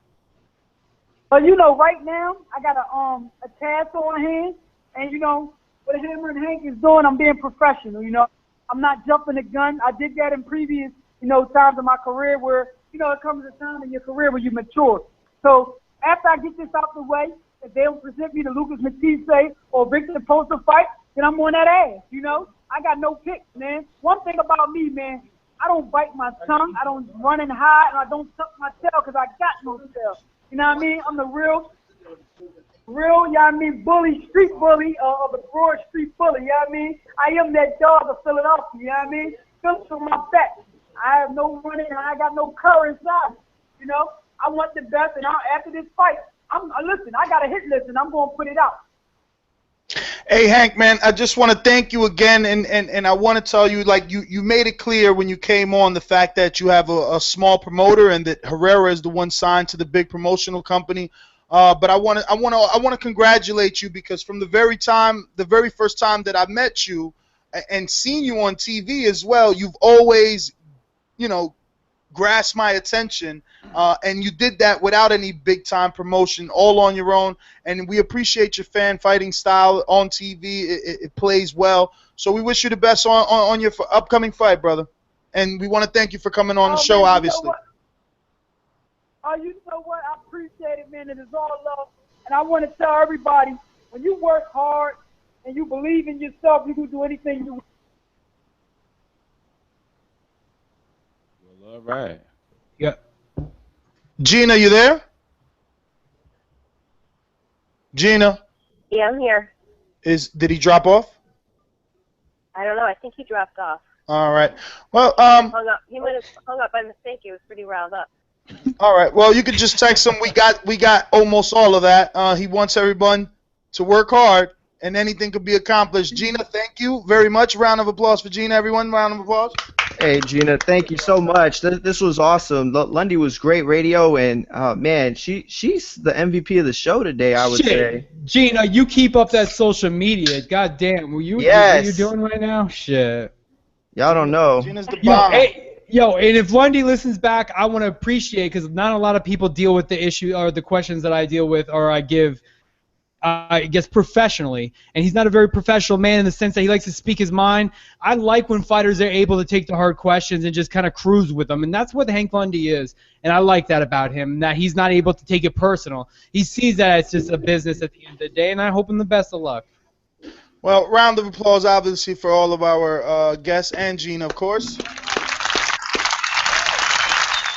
Thank you. We're going to go ahead and move on. We definitely got a lot of headlines to get to here. We did talk a little bit about Matthysse, but Triple G, man, Triple G, he's a guy that's always coming up in the news and in the headlines. It's a bunch of stuff in there today if any one of you guys care to give any details. But the point is, I see the best thing that we could talk about Triple G is the meme that's floating around of Triple G, like, looking very aged. And it says something like, still waiting for that big fight. It's hilarious because I think that's the route that he's going, brother. He's not going to be getting any big fights anytime soon. But, yeah, man, what do you guys think? Yo, but as a Triple G supporter and a Triple G fan, I'll say I'm a fan. And I know that all these people out in the media want to say that you need to separate yourself. I'm a fan of boxing at the core. No matter what I do, I'm a fan of boxing. And I do want to see Triple G step up and get better fights for himself. I do want to see him fight better competition because if at the end of the day, he is getting long in the tooth. We do know he needs these bigger fights. I'm not asking him to fight to kind of go up and wait and fight Andre Ward. I do want to see him fight Canelo if Canelo gets past Cotto the way I think he might get. But like, David Lemieux would be perfect. But what we see with the David Lemieux camp is that they're even pumping their brakes at them at this point with him. What do you do if you're Triple G? Do you go up and fight the #2 pound-for-pound fighter in the world, knowing that he might not take it right now because he wants to take a bunch of, I guess, quote-unquote, easy touches? What do you do if you're Triple G's advisors? What do you guys say to him? Who does he fight for people out there to start kind of garnishing the attention or garnishing the praises that he's getting? It's hard because he's in this really weird position. Should he take that gamble like you're saying and just do what Porter did? Porter said, all right, I need this Broner fight. I need it more importantly than anything else, so I'm going to concede to his demands. Golovkin knows that he's a draw, and from that perspective, he doesn't have to be treated like the B side, that he wants to remain the A side. But if you believe in your talents, if you believe that you can get this thing done, and if you're confident, like we saw Ken was confident about Shawn and Shawn was confident about himself, then you got to take a gamble at some point. You got to go up and fight somebody just to get your name out there, just to at least be on the radar. I think push is coming to shove because I don't know how much more people are going to take. You said it yourself, James. You're a Golovkin fan, and there are a lot of them out there. But it gets to a point where, you know, everyone's had their enough, and they don't want to hear it, even if it's not Golovkin's fault, which I don't believe it is.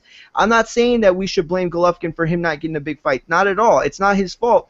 But at some point, it doesn't matter whose fault it is. He's got to step up. He's got to concede to somebody that's been there before. Hopefully it is Canelo. Hopefully it is Cotto. But, you know, I don't think he's going to find anybody with a big name that's going to be willing to say, all right, 50-50 even. I'm going to fight you at 160. Like, no way. It's just not going to happen. It's going to be forever.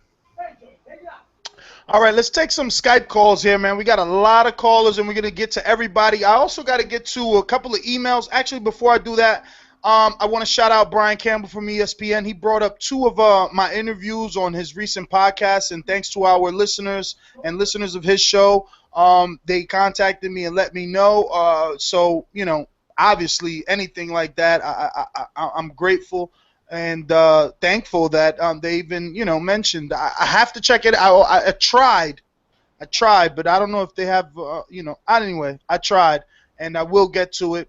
Also, someone already touched on the tweet of Broner, and Ken made it perfectly clear that that was made by Broner. So the Instagram image that you asked us about, Samuel, it is a fake or, you know, made by Broner. Ken and Shawn know nothing about it, nor do they sound interested in a rematch with Broner. I don't know why. I like a rematch. They don't have to be. Say what? They don't need to be interested.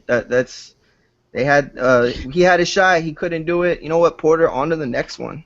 Yo, but would you be okay if Broner tried to come in as the A side and try to bring him down to 144 again? That'd have to be at 147, correct? Well, Broner It would have to be. It would be stupid for him. Yeah, but Broner wouldn't. He can't. He's not. You can't lose and be the A side. No, that's what I'm saying. But like, why doesn't? I don't know. I guess that's a different story for a different day. I don't understand why Broner doesn't take his ass down to 147 reign now that Danny Garcia's moving up. Well, that's probably where he's going. Is just, you know, the fight just happened last week, buddy. I mean, y'all are saying 147. Do y'all mean to say 140? Or y'all Hell actually no. Yo, Man, if you're going to fight Porter in a rematch, you fight him at 147. Why would Porter even concede for a second about the weight clause, knowing that he just beat him at 147? He's the A side. No, that's what I'm saying. He doesn't need to be fighting Porter again. He doesn't need to be fighting Danny at 140. He needs to stay his ass at 140. That's what he needs to do. He's a different fighter at 140. I'm not saying he's an elite fighter, but he's garbage at 147. Like, that's the truth. Like, but who at 140 right now? No. Who at Garbage at 147 147, right now? He's garbage at 147. Who at 140 right now would give him any sort of attention? Name one fighter. Danny Garcia moves up. Lamont Peterson. I hate that I gotta be the guy that defend him. I mean, he's not garbage. I mean, Porter's a big dude. He weighed one. No, you're right.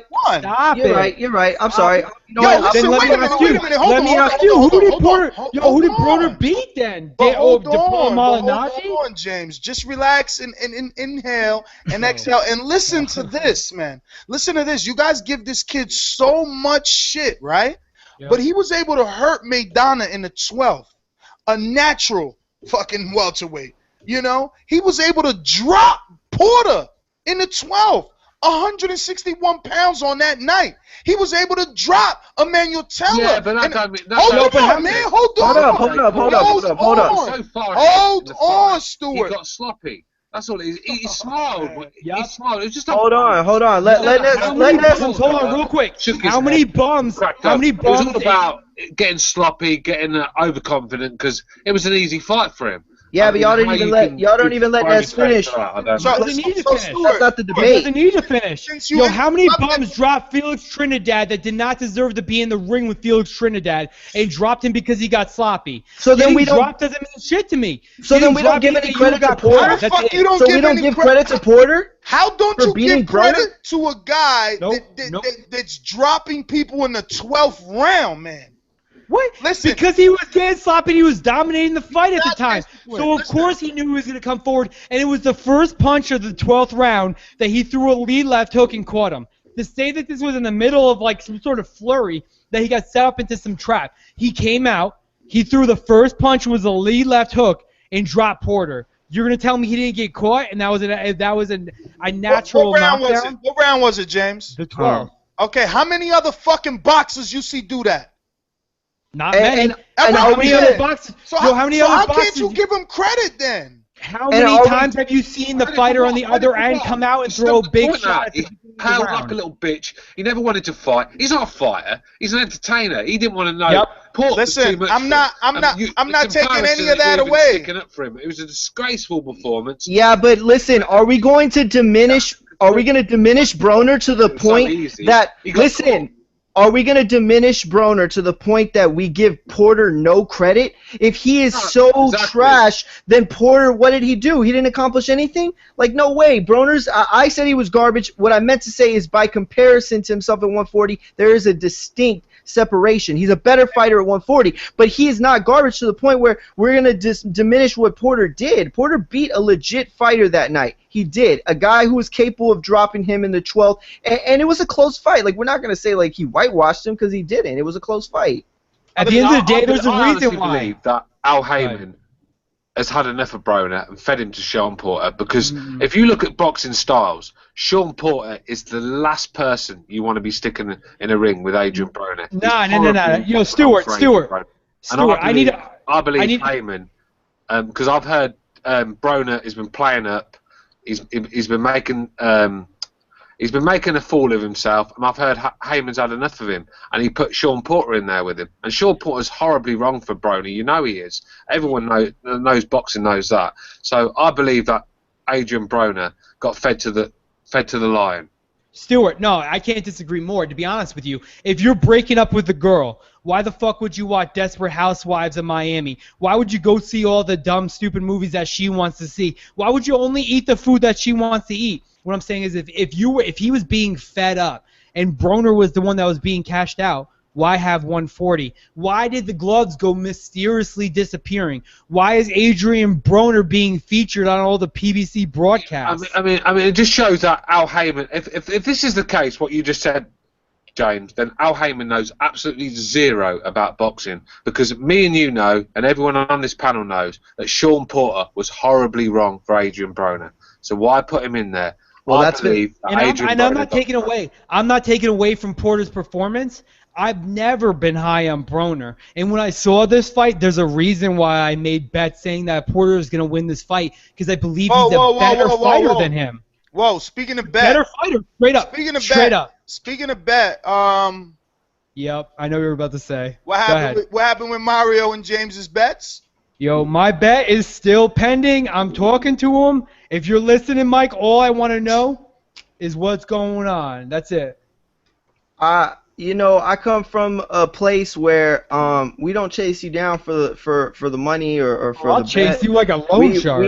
Oh no, I'm not saying there's anything wrong with it. I'm just saying, like, I make a bet. You know, I either get what I was supposed to get, or I get the knowledge that I'm not gonna ever do that again. So, you know, that's where I come from. It's just what I do.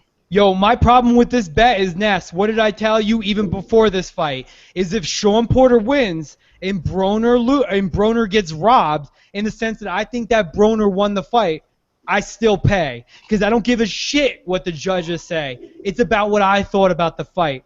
And I technically haven't been paid yet. I'm still talking. That's our business.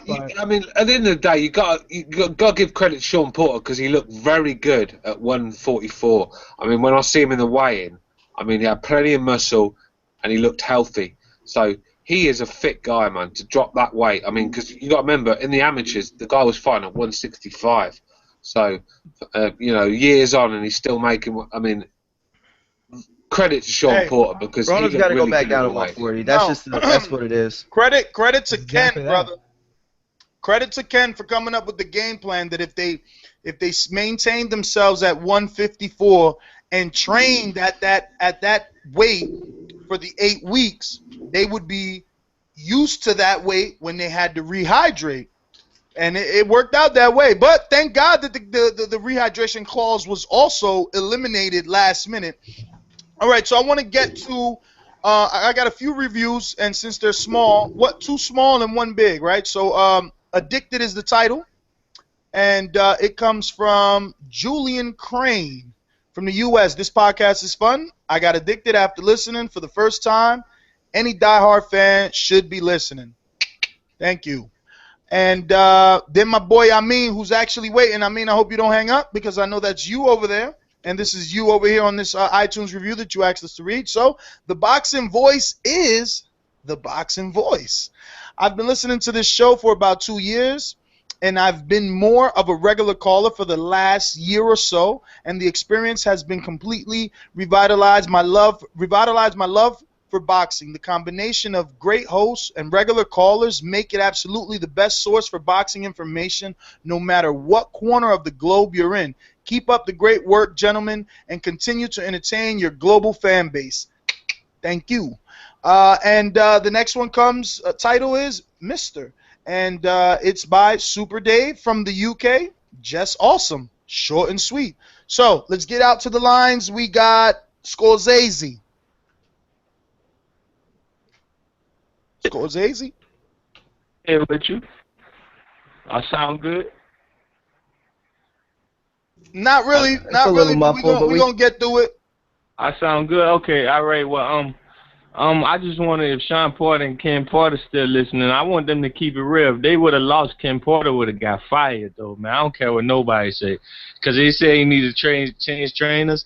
I think he do, too, man. The dude beat who was in front of him like we asked him to do, like you're supposed to do in boxing. But Adrian Broner broke him. 147, Maidana broke him. And let's make the distinction here. Maidana got 31 knockouts. Shawn Porter got 12. What is it, like 16? The dude only got 16. He only got 2 knockouts in fights scheduled over 10 rounds or more. He's not that powerful. Don't by the numbers, don't play. He's not that powerful. We saw Kell Brook make him quit after about 8 rounds because he beat him up. He let his hands go. The thing is, Adrian Broner wasn't in shape. Adrian Broner don't take games seriously, and it's all his fault. But all he had to do was shoe shine like Amir Khan in his last fight, and he would have got the victory. But he wasn't in shape enough to do that. It's an average 26 punches a round. That's how he's going to shoe shine with somebody in his face, not give him distance to shoe shine? What?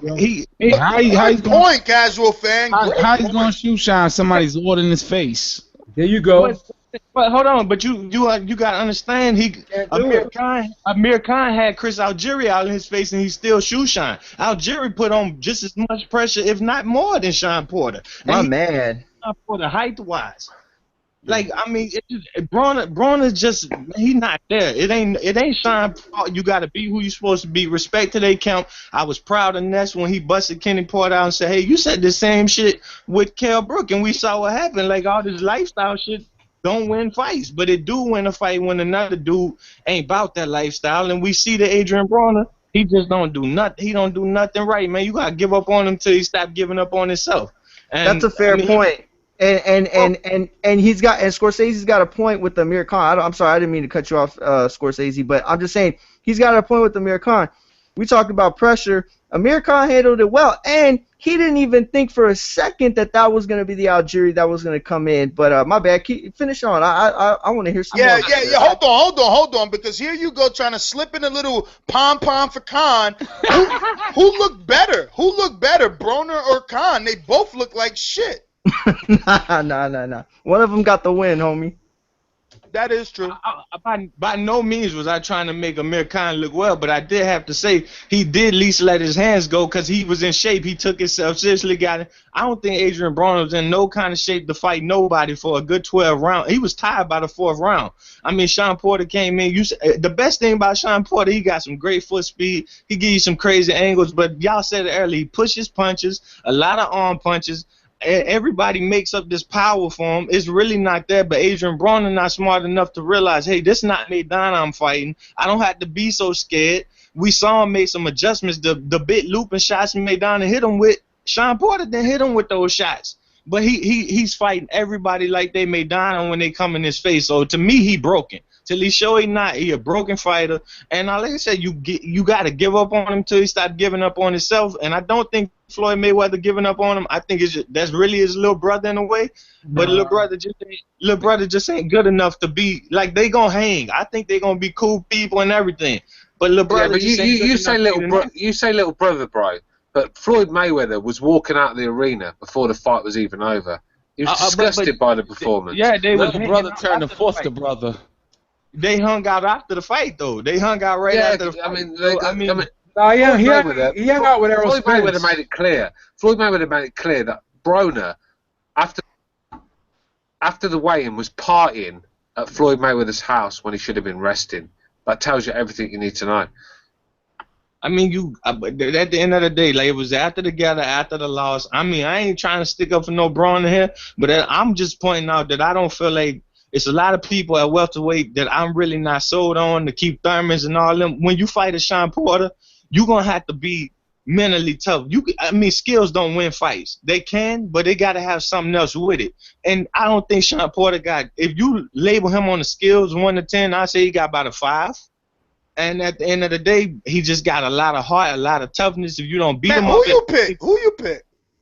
Huh? Who I pick? I didn't get to call in. You hung up on us. But who you picked, though? I wasn't picking nobody. Man, listen, you've been listening to the show too long to be saying you ain't picked nobody. No. We don't do that here. Close fights. no, let me tell you. They asked me a long time ago, who you got? I told some people, man, I got my remote in my hand watching the fight, seeing what's going to happen. Because I don't trust Adrian Broner to make picks to pick for him or pick against him. I believe him. You were scared. You were scared to pick him. You were scared to pick him. You wanted to.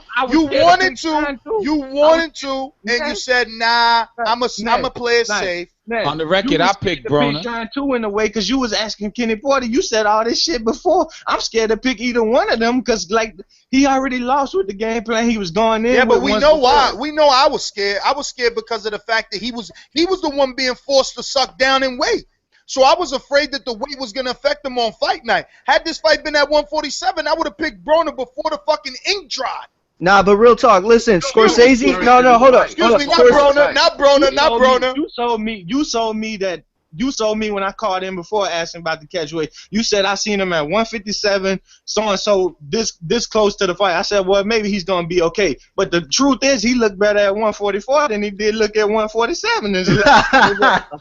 Yeah. Nah, he just fought hard and put on a good performance. That's why it looks so good. No, hold up, real quick, Scorsese. I hope he learned some skills in between that fighting hard, because if these guys got hard at welterweight, they're gonna put skills on him and some heart, and it's not gonna be many more wins. And as far as that not fighting black fighter stuff, can we let that go? Like, that's chill out, man. Like, Hispanic fighters, Kenny brought that up. Been beating black fighters. All these people been beating black fighters. You want fighters, you keep winning, you'll get the fight. Until then, I don't want to hear about Mayweather won't fight no black fighter. That's crazy. I don't think it's about colour, bro. I think it's more about styles. And no, Stuart. I think Scorsese got a poster of Broner and Floyd hugging. I can hear it. Them his two favorite fighters. I can hear it in his voice. Fighting the same sort of styles. He seems to fight flat-footed, come forward, limited skills. Was that flat-footed, come forward fighter Maidana? Did he just not beat the mess out of this slick black? Shawn Porter's not a slick black fighter. I just told you he got no skills at all. So why are we putting him in that category?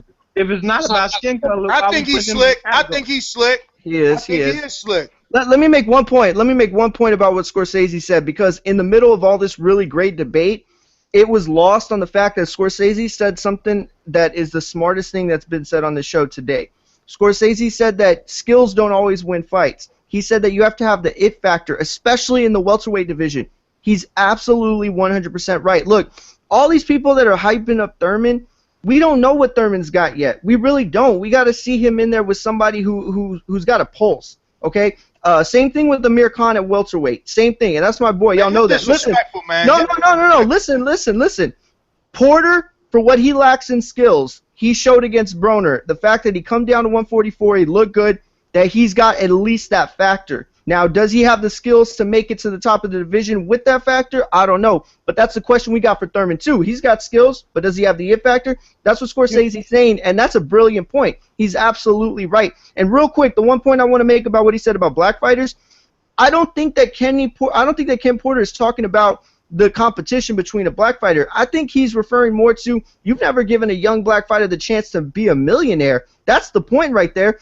Zab Judah, all these guys, they were already in the business, but he's never given a Shawn Porter type, a Keith Thurman type, a Bradley, a Devin Alexander type the chance to be a millionaire, like the people that win and make that money. That's the biggest issue with that, is that for all his self-righteous talk, he's never given that person that payday, that chance to do. We all knew Maidana wasn't going to beat him. Floyd's not a big payday, Mario. I mean, when you look at it... Oh, come on. Paulie Malignaggi... Hold on, man. You guys got to stop talking about Garcia, then Maidana got to fight Floyd Mayweather. Floyd Mayweather is not a big payday. I don't know why everyone's chasing him down. I really don't. But at the end of the day, Andre Berto admitted he was close to the shot and he lost. Like, it's not no thing about race. You got to keep winning to get the shot, man. Like, if you go in there and you stink it up, you ain't gonna get it. Like, and it just. Well, Porter won. Porter won. Tell Mayweather step up. Scorsese, we out. Sam Mills, talk to me. Sam Mills.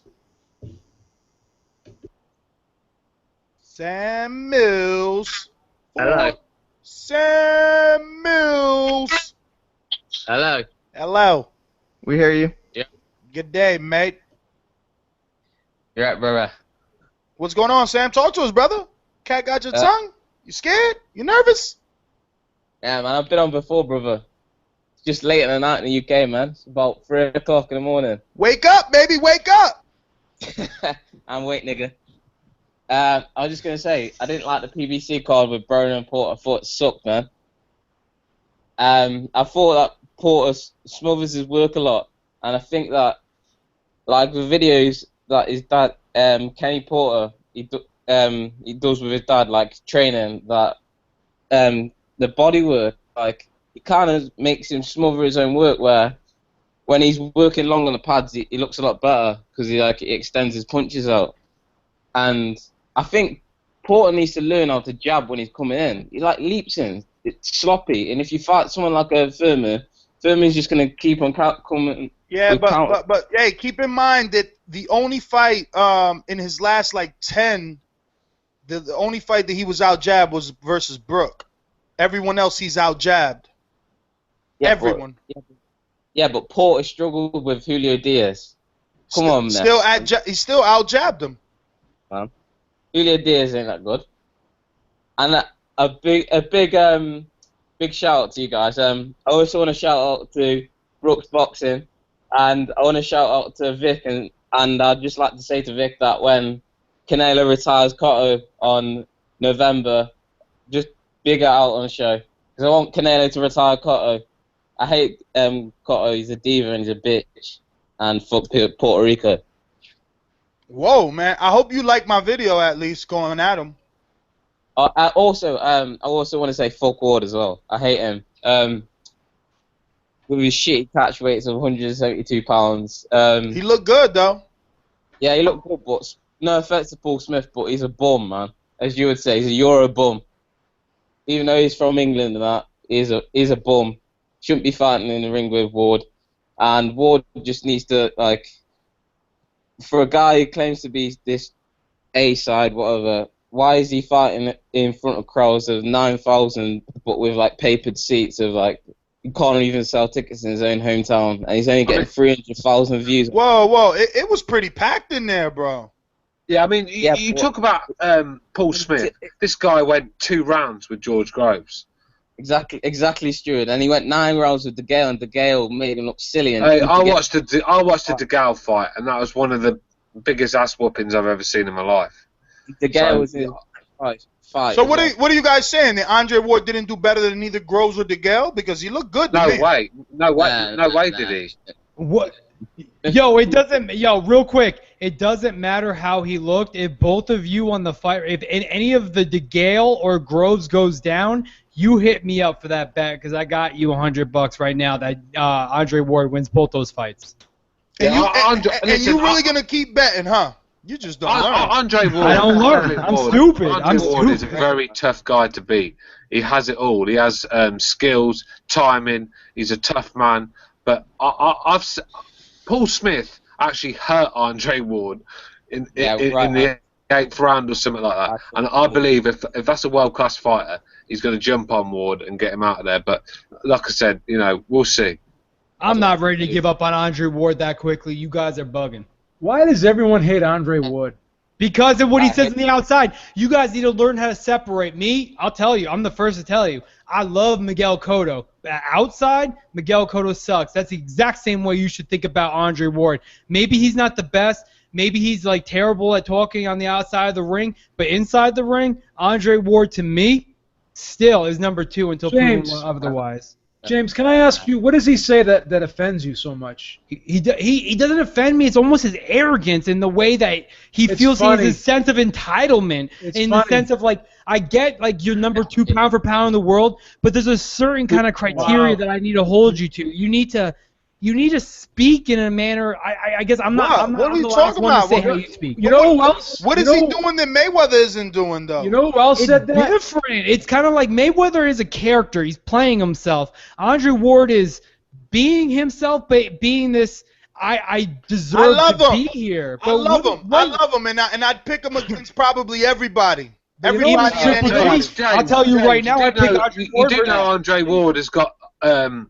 He's a half Irish. I mean, I'm surprised you're not behind him, bro. But you know I what's am funny? behind him. I Yeah, love his Andre dad is Ward. white. His dad was white. Listen, let's get to some callers, man. We're deep. Wait, real quick. Beeb had something to say about that. I was gonna say, UK Wing Chun student said the same thing about him. He thinks he's arrogant too. A lot of people think he's arrogant. I don't see that. The problem is that you could be number 2 pound for pound in the world and not be a pay-per-view star. To say you're one fight away from being a pay-per-view star is stupid to me. And all this dumb shit about how, I could come in as a catchweight, I could do this, I could do that. To me, you still haven't grown your fan base. It's like business. I understand that there's Chipotle out there. There's Chipotle out there. But if you start a burrito business that's better than Chipotle, you can't say you're better than Chipotle. You can't say you should be in all can't these deny, other markets. James, that gesture he did let Paul Smith keep that money on the weight issue. That was incredible. That was a good gesture. He is a good. So awesome. Hey, can I chime in about Andre Ward real quick? I've been hearing more Andre Ward's name than I've seen him fight. I don't really know who he fought. So, I mean, that's a Exactly. You know That's my what I'm point saying? exactly. There's no sense of entitlement when you haven't been in the ring for 3 fucking years. But yes, I will acknowledge that he's the second best fighter to me in the world when he is active. The problem I like is, Andre Ward. after 3 years, you can't quit your job and after 3 years come in and say you're the best programmer in the company. You need to still establish yourself. There is that pride. There is that kind of seniority in the rankings. And for you to jump in and say because you've been on HBO doing commentary, you can't make all these rules up. Go back in there and prove yourself. Minus that, I still love Andre Ward. I like Andre Ward. I like Andre Ward. Hold on, guys. Hold on. Who is that? Sam? Yeah. Let me finish on Ward. I don't know why people let him have a pass for letting one in other fighters to come up like Golovkin, but won't let Golovkin just stay at 160 and clean out the division. Well, Ward's already cleaned out the division, and they don't. And nobody doesn't really say to Ward, go up and fight Kovalev or Stevenson, which does. Well, they have. Yo, anyway, but can't you argue that there's a weaker division at middleweight than there is at super middleweight currently? Absolutely. Yeah, but it doesn't. Absolutely. Yeah, Absolutely. but I don't think it matters though. It's still the same does kind of matter. essence. No, but if No, a guy can make it's the the same weight, why does he situation. have to move up? Like this is a sport at the end of the day. It's not wrestling. It's not the Hollywood. I mean, agree. He doesn't have to be a bigger name than he is a better fighter. Yo, but isn't there the Gales? Isn't there the Durrells? Isn't there the Badu Jack? Who else in those 4 fighters I just named? Who at middleweight are compared to those 4 fighters? No, you're not wrong. You're not wrong that the I division's agree, better. James. You're just, I just don't think a guy has to be forced out when he still has things to accomplish. He can win multiple belts. He can be the undisputed champion. Those are significant accomplishments. You know what the Did Canelo fight or a Canelo win mean more to you than a DeGale, Durrell, or brothers, or a fucking Badu Jack fighter? Hold on, James. Hold on. Someone obviously thinks they can interrupt. Do you want to get hung up on Skype? Are you just jumping in like that? Really? No tag team, no nothing? Hello? Hello? Scorsese, that's you, bro. No, that's not Scorsese. That's still Sam. Sam, Oh, my bad. When are you going to be done so that we can talk? Go ahead. I was just going to say, looking forward to Bradley versus Vargas. I think Bradley should win, but Bradley's been in a lot of wars recently, and when he gets into wars, he kind of becomes a bit wild and starts trading. So I don't really know. I think Bradley should win a decision. That's my pick, really. Yo, when have you ever seen Vargas get into a war in which he initiated it? To me personally, I'll give my pick right now. Bradley by wide decision. I'll leave it at that. Really? I'm taking Hell Bradley. yeah. I'm taking Bradley. Yo, Bradley All right. only gets into wars against come forward fighters. Again, people keep saying that Bradley gets into wars and he's a spend fighter X and Y, whatever the hell you want to say. Provodnikov gets everyone into wars. Diego Chavez gets everyone to the wars. Pacquiao, he lost the fight. We understand that. Everyone. I ain't see Thurman in no war. There you go. But what I'm saying is when Thurman was having problems in that fight early on, though. I thought Chavez was getting to him. Exactly. Yo, he was beating Brandon Rios, who's about to fight Kell Brook across the pond, and people are saying that's a credible fight. No one could deny that Chavez was up on the scorecards of that fight. What I'm saying is when Bradley gets in these fights with these come forward fighters, yes, he does brawl. But when you give him the ability to box like someone Jesse Vargas is gonna do, look what we saw against Marquez. Marquez is a boxer and a counterpuncher. He allowed Bradley to come out and box. And someone like Vargas, who didn't have pop at 140, sure as fuck isn't going to have pop at 147. You think he's going to keep someone like Bradley back? And knowing that he's been in these wars and has been in this come-forward battle, you're going to say he's not going to be the one coming forward? He's not going to be afraid of Vargas's power? To me, personally, this is Bradley's fight to lose, and I think he's going to win big. Yeah, I agree. I mean, Bradley's a sort of Listen, fighter. guys, pump the fucking brakes. We got too many people. We're going to have to just run through our picks and get to the callers. We haven't got to any callers today. That's my pick, Bradley. Why decision? Bradley, okay. Me too. All right. Me three. I pick Bradley. All right. Mario. Bradley. Beeb. Bradley. So, what other fight is it out there? The Oscar Valdez? Nah, not even worth it. Gilberto Ramirez is fighting Derek Edwards. That's a big step up for him. I hope Gilberto comes big, so my Throwdown fantasy team can go big. Yeah, we're gonna have to be fair and just mention all these fights because they're all like up and comers. All right, on Friday night, June 26, 2015, we got Dominic Wade. He's coming out of DC area. I've seen this kid before. He's somebody to watch. He's gonna be fighting Sam Solomon. So this is a huge step up for him. I don't even know if he's ready. I seen him get hurt on the Lamont Peterson undercard. This guy signed a Heyman. Check him out. Jamal Herring versus Oscar Cortez. I know Herring. I don't know Oscar. So one of you guys could find out if he's taking a step up here or not. I know they've been kind of dialing him back just a little bit. But he's definitely being pushed further along than Geisha, who we seen last week. Terrell Geisha, that is. Erickson Lubin is a guy that everybody should be watching versus I.E. Bruce. And that's a guy that Ishe Smith fought not even like maybe 3 years ago or less. So that's a step up for Eric Lubinson. You got Dennis Galarza going up against Jose Bustos. Never heard of him. And somehow Omar Chavez is back. Oh, yeah, that's because his brother's fighting, right? Isn't his brother fighting too? There's not. Don't forget Rocky Fielding versus Brian Vera. I didn't get there yet. I didn't get there yet. Let him finish. He's got to go through the schedule. Whoa. Wow. Damn. Leonard Bundu versus Pablo Munguia. Mario's brother. Renell Williams versus Farad Shaparov. I don't know. No idea. On True TV, we're gonna have, like Mario said, Gilberto Ramirez back in action versus Derek Edwards. All right, so look, man, this is a lot of boxing here. They got Fox Sports, CBS. You guys are gonna have to check. This is too much because we got to get to some of these callers. I feel bad for Amin. He's been waiting for like 10 hours. Amin, what up? What's good, fellas? What's good? Chilling. What up? Yo, what up? Listen, that Gilbert Ramirez, I don't know if you said it, but Gilbert Ramirez, that's going to be, I want to see how he look coming out. Yeah. Yo, don't expect him to look good. He ain't look good on that Colorado card. And Derek Edwards is good. Yeah, I know. Been knocked out twice, though. Against better competition than Gilbert. Got a punch. Gilbert can punch. Yo, we can't forget Tony Lewis is also back in action again, and we had him on last week. TL. Yeah, Tony Lewis is pretty good. I actually like his style. I think he's a pretty good boxer. What you got for us, Amin? All right.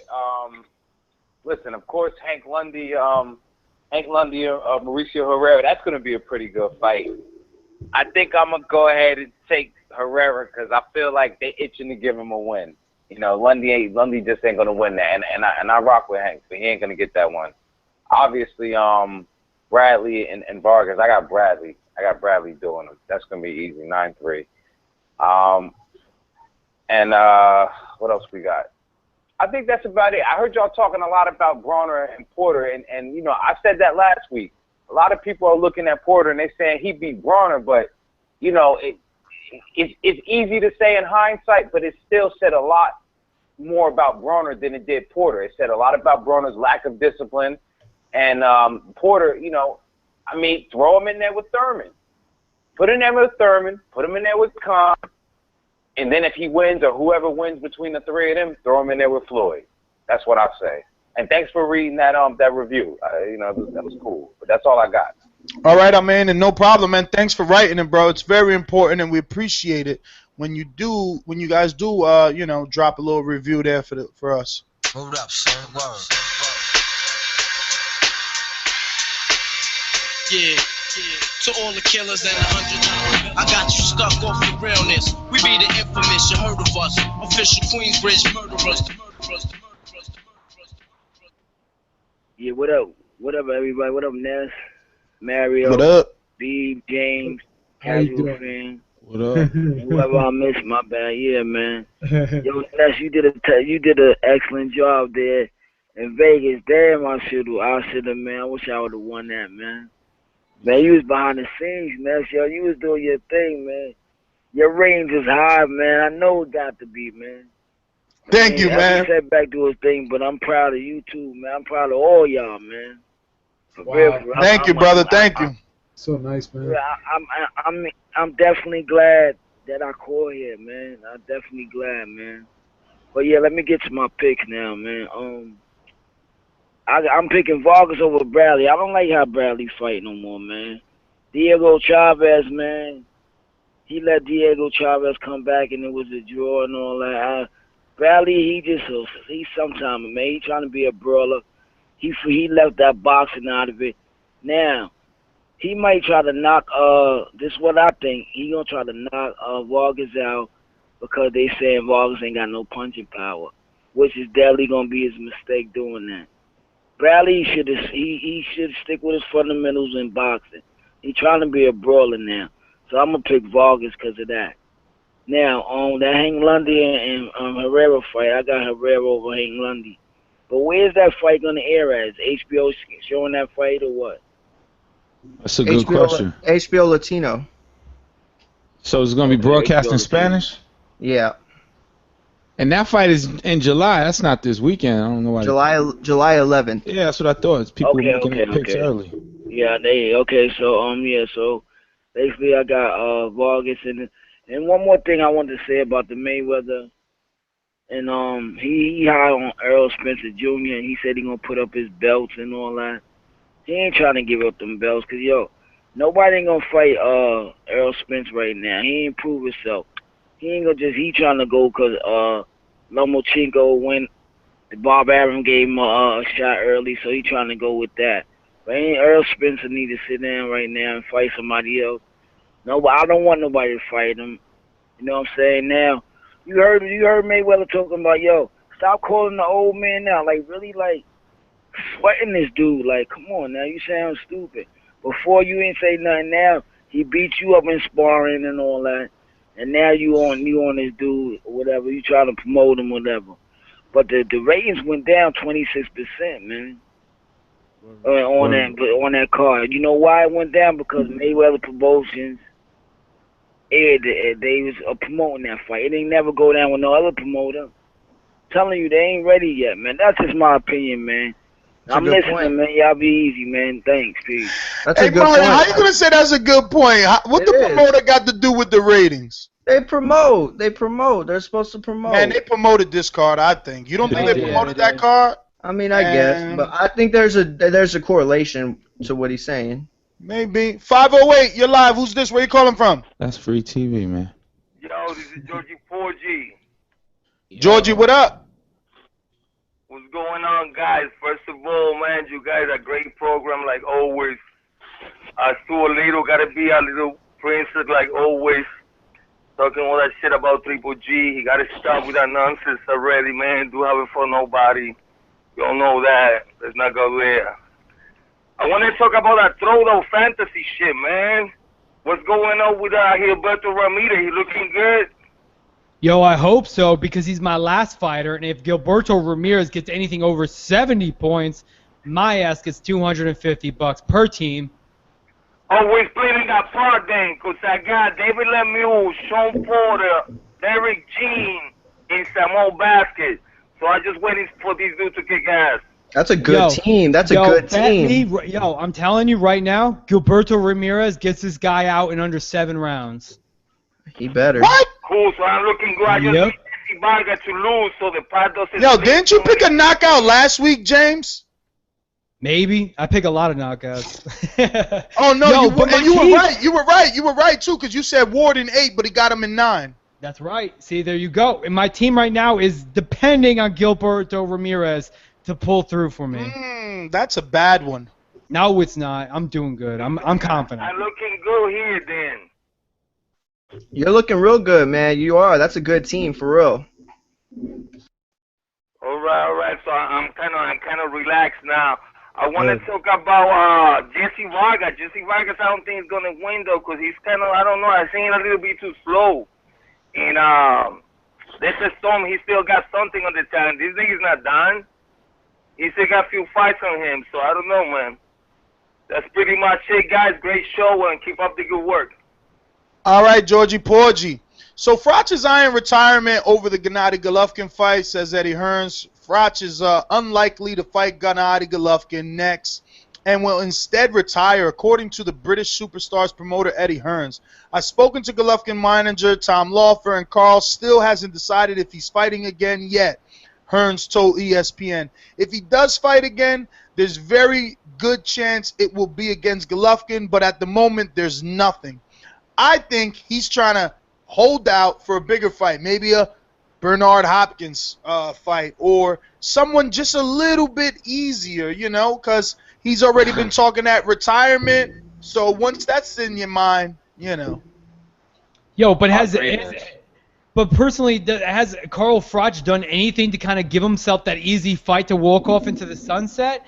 I personally think this is a Golovkin duck. This is an Andre Ward duck to me. He doesn't want to. Even James DeGale would give him issues right now. We saw George Groves outbox him until he gets knocked out. Let someone get in there with a chin, outbox him for 12 rounds. Then he can't say, "Oh, I sold out Wembley. I got 80,000 people." That's his problem right now. He's so wrapped up on that stupid number of what he did with George Groves, he can't get over the fact that really no one gives a shit about him until he fights against someone big. I don't think that's true. I think that me neither. That's terrible, Jay. Yeah, I don't believe. I think that Kawasaki retired early, and Carl Froch's gauntlet has been way richer, way deeper than Kawasaki. So if he wants a one and done right now, his resume speaks for itself. He's still gonna do something historically. But then why say Golovkin or nothing? Golovkin or broke? And Andre Ward turned it down. Repeat that. Hold on, Stuart. Repeat that, Stuart. Hold on, Stuart. Repeat that. It was a lie. It was a lie. Don't even repeat it, Stuart, because you're gonna look like a liar. I heard it. It was. What did he say? The Andre Ward turned down a Carl Froch fight. Get the hell out of here. Yeah, in Nottingham. He did turn it down. He said he was in Wembley. He said he didn't want. Andre Ward's not filling out Wembley. Yeah, no, I think Stewart's right here, and that's the thing. Look, Carl Froch's record is done. He can retire, and he's had that career and hang the hat on it. Look, think about it. How many guys have had a successful career as a Carl Froch? Not many. The thing is that can Carl Froch do more than he's already done? And I think the answer is no. If the answer is no at any point in a boxer's career, they should retire. But it's up to them to keep going if they want. To say Triple G or nothing, you're right, James. That's stupid because there's plenty of other fights out there that he can make that are interesting. But if he wants to retire, I say all credit. I would rather him retire now than him fight way past his prime and possibly do damage. Plus, he's got that chick, and he doesn't need any other outside interference. Hell yeah. First off, she's hot as hell. Second off, I don't understand why this man, if it's Gennady Golovkin or nothing at all, you want to talk about selling out Wembley to me, why not James DeGale? Why not any of the Durrell brothers who you've already beaten one of them? Chavez I don't Jr. understand why. Exactly, Chavez Jr.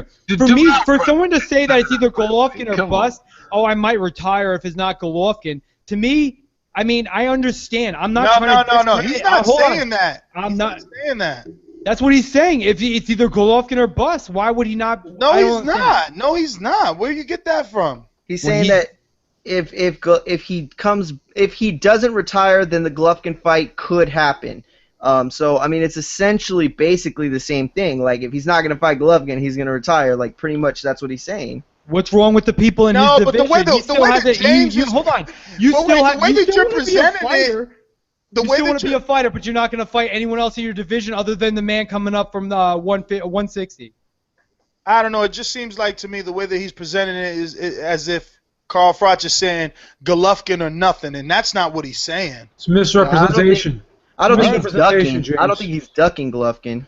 I think he is. I think he's waiting. I think we spent too much time on him, but I think he's just waiting to see, like I said, if something bigger comes around. Because look, an in-house fight is going to be more money. I think he's going to fight. I think he's going to fight David Haye. What if Al Heyman? What if Al Heyman has an option on DeGale for beating this kid in Boston and says, "Listen, just fight Froch on US TV in Vegas. Maybe Froch will say, yeah, we don't know. Let's get to some." What was the last time, though, an advisor had options on a fighder, though? Isn't that promoter? It's Heyman boxing, brother. Heyman boxing, not advisor anymore. Yo, but isn't he? We don't know. We're not privy to those contracts. Matchroom or whatever. Isn't he Eddie Hearn? We're not. Listen, and Eddie Hearns is whose friend? What do you think Frampton's doing over here in a couple of weeks, buddy? Mario, where you going to see Frampton at? Tell this kid. But isn't it worse? Isn't it worse that he's get your head out the sand? Yo, but isn't it worse that he's calling out an HBO fighter knowing that he's tied to Al Heyman then? Who? Carl Froch. If you're saying that they're buddies. We're not talking about Froch. We're talking about DeGale. DeGale would be the one with the option. Because he beat Darrell in Boston. You're out of control. Scholar, teach him something, Scholar. Teach me. Scholar. It's all you, bro. Suleiman, when we say Scholar, that usually means it's your turn to talk. You wanted to be called that. Oh, he's not there? Is that not Suleiman? 718? Is that not you? All right, bye. Josue from the Oregon? Maybe. 503? Maybe. Yeah. Yep, that's me, man. What's up, Ness? What's up, Boxing Voice? What up? What's going on? What up, guys? What up, Mario? What up, B? What up, James? What's up, Jameson with an I. Hey, so I wanted to talk about. First, before I start, I need to eat crow for this past weekend. I picked Broner. So if you want to fill me up, bro? That's AC. Yo, for now on, for when you get three servings for that shit. That's AC about crow. That's what that shit is. Damn, that's a lot of crow, man. I'm actually calling because I want to say that I've never been so happy to eat crow in my life because, damn, dude, I wanted Porter to win so bad, and he won, man. He won fair and square. I had him up, man. I only had Broner actually winning 3 rounds, and but yeah, man, that was a good fight, dude. I thought that catch weight was gonna, really affect the fight for Porter, man, but it didn't, man. It made him faster. It made him a little, I don't know, kind of a little slower because the weight cut. I'm sure it was hard, but yeah, man. If you're listening, Shawn Porter, man, hey, way to go, dude. You made my weekend that night, and I'm happy to eat crows today. So, but anyways, I want to make my picks for this Saturday. So I got Jesse Vargas winning unanimous decision. I think Bradley's done at this point. I think he's done with his career, man. I think he's just a gatekeeper now for these up and comers, and I really think Vargas is going to pull it off, and then after that they're going to feed him to Manny Pacquiao for his return fight, and then Manny Pacquiao is going to try to get another Floyd fight, but I don't want to see that. But yeah, man, I just want to say that. And hey, what was the whole thing about Ken Porter when you guys were interviewing him right now?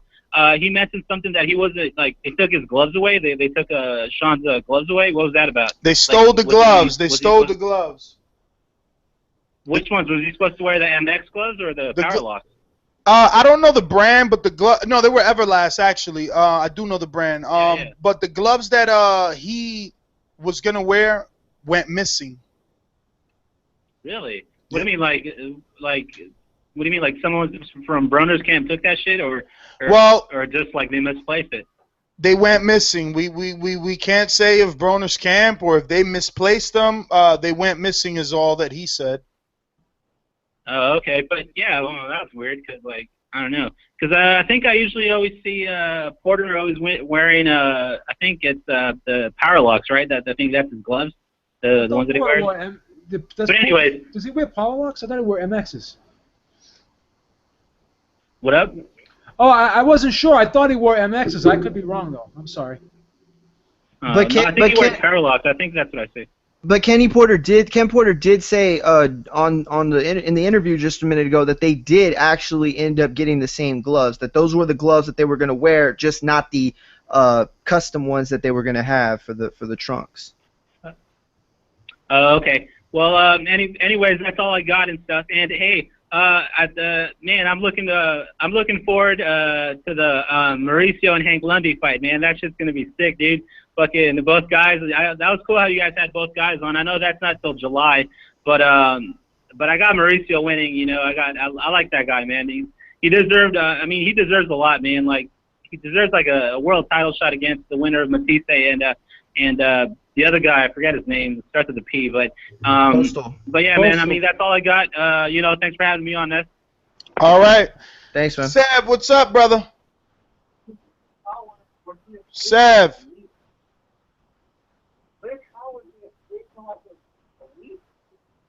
Jersey Sav. All right, bye-bye. What do we got here? I think this might be Abraham, right? Does AB stand for Abraham? What's his name? I know an amigo who will charge you zero and throw you a kilo. Woo! I bet in a week, bro, your pockets be stuffed like Chipotle burritos. Yeah, no, it's not Abraham. What AB stands for? Just my first and last name. Oh, okay. About billions? Yeah. Yeah. No, but really, it is my first and last name. So. I believe you. What you got, AB? Right, so, you know, I was going to tell you guys, okay, first of all, Corellis isn't black. His dad was Colombian, and his mom was Mexican. So AB, are you talking to Fight Doctor, right? Because I made it perfectly clear that technically he's Hispanic. Yeah, well, he's not. Once again, the Fight Doctor is wrong. So, you know what I mean? Like, you can't just make up facts, you know? It just doesn't work that way.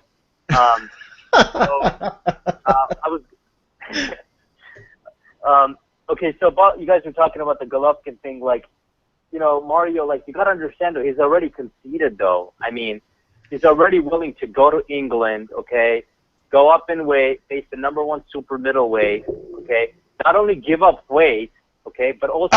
excuse me, sir, I think you made a mistake. Number what? Carl Froch is the #1 super middleweight in the world. Oh, super middleweight. Okay. I thought you said super middleweight.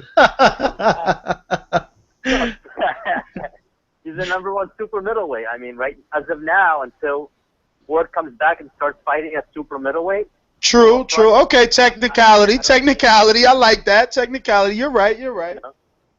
So, now, regarding this, I mean, this is getting really embarrassing, guys. I mean, these are grown men, and they're scared to death of this guy, okay?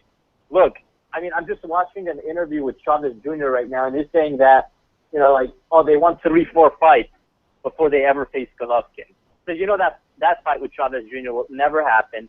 Lemieux is saying if the financials are right, when he knows that if he faces Golovkin, it's going to be his biggest payday. They're in the same division, okay? And the fact that De La Hoya goes and says, oh, mandatory, but then the IBF comes back and says, oh, he doesn't need to face his mandatory, like they can just go ahead and fight right away. So I think it's basically like, you know, you need two to tango. So it's not that Golovkin so much needs these people because, like I said, he's already becoming a star, guys. Like 2.5 years, nobody knew who he was. Now he's one of the biggest stars in boxing. I mean, he could stay in his division and, you know, eventually people, they have to face him or they're going to have to vacate the title. And he's going to become the undisputed middleweight champion. So, and, you know, and he's going to be the one that's going to be remembered. And all these people that, you know, ducked him, that's what they're going to be remembered for. So, now the issue that I have with Ward is just it's not so much his arrogance. It's the fact that, like, he claims that he wants to fight Golovkin so bad, and he claims that Golovkin doesn't want to face him, right? But the fact is that his manager has never one time contacted Loeffler. Like, there's no documented proof of Ward's manager or Ward's promoter ever contacting Loeffler and saying, hey, you know, are you guys interested in making the fight happen? Let's sit down and talk. And I know AB, let me ask you something, AB. How long you been listening to this show? A long time. How long? How long? Give me some time. I don't know, maybe like over a year. Do you trust me? I do. Huh? Do you trust me? He said, yeah. He said, I do. Say what you're going to say. Oh, okay, you do? All right, well then, believe me when I tell you that they don't want the fight. Well, I mean, like I said, do you know any documented proof where? Well, I mean, didn't you see my interview with Tom Loeffler after the Cotto fight in the garage? I mean, it's pretty transparent. Yeah, but Loeffler also said that no terms have ever been discussed with Ward, right? But he also made it very clear that the financials will never be there because, in his opinion, Ward is not a pay-per-view star, and HBO isn't going to give Ward what he gets and Golovkin what he gets. But it's not that it's not that they don't want the fight. It's the fact that Ward is not going to take the fight unless Ward is the A side. Are you telling me that Ward? No. They actually listen. Listen. Sources close to the camp informed me that they were willing, Team Golovkin, that is, they're willing to let Ward do a Mayweather type of thing, like just give him a guarantee. But you're right, they never came at him. But again, Ward has never mentioned Triple G's name. It's been the other way around. So if anyone needs to be sending a contract, it's Triple G's team needs to be sending it to Ward because they've been using his name. What do you mean? How have they been using his name though? Oh, saying we'll fight anyone from saying we'll fight anybody from 154 to 168. Then obviously everyone's like, oh, would you fight Ward? Yeah, we'll fight Ward, but never a contract was sent. Ness, come on, are you serious, dude? Like, you know that when someone makes a contract, it's like attorneys, hundreds of pages, and you're gonna take one quote most fights. When after the Macklin fight, they clarified it and they said only for a pay-per-view fight. My friend, didn't Jim Lampley and Max Kellerman say on air they were contacted by Ward's attorney who was given authority to accept or entertain offers? You don't remember that? Am I the only one that heard that? I remember that, and then you did an interview with Virgil. Well, I remember. Then Virgil Hunter said that never happened. And then the next day, Virgil Hunter came out and said that's a lie. That never happened. That just all smoke screen. Like Ward would never have his attorney do something like that. You know what I mean? So it's all like smoke screen here. That Virgil Hunter already turned that down. So what I'm trying to say if that's true, dude, if that's true, then you already know that, the things that you may be believing about Golovkin could be false as well, is what I'm telling you. Listen, there's only so much. Listen to me. That's why I asked you, do you trust me? Because there's only so much that I'm allowed to say. When people say off record, it's off record. I'm letting you know they don't want that fight. All right? You don't want to believe me? Well, fuck it then. Don't believe me. They don't want that shit. Nigga, if you want to fight, you going to get in there and fight. Okay, they both HBO fighters. Believe me, man. It's the money. It's not capable with both of these guys. Mandatory minimum. It's not capable unless it's on unless it's on pay-per-view. But then again, who's gonna bite the bullet?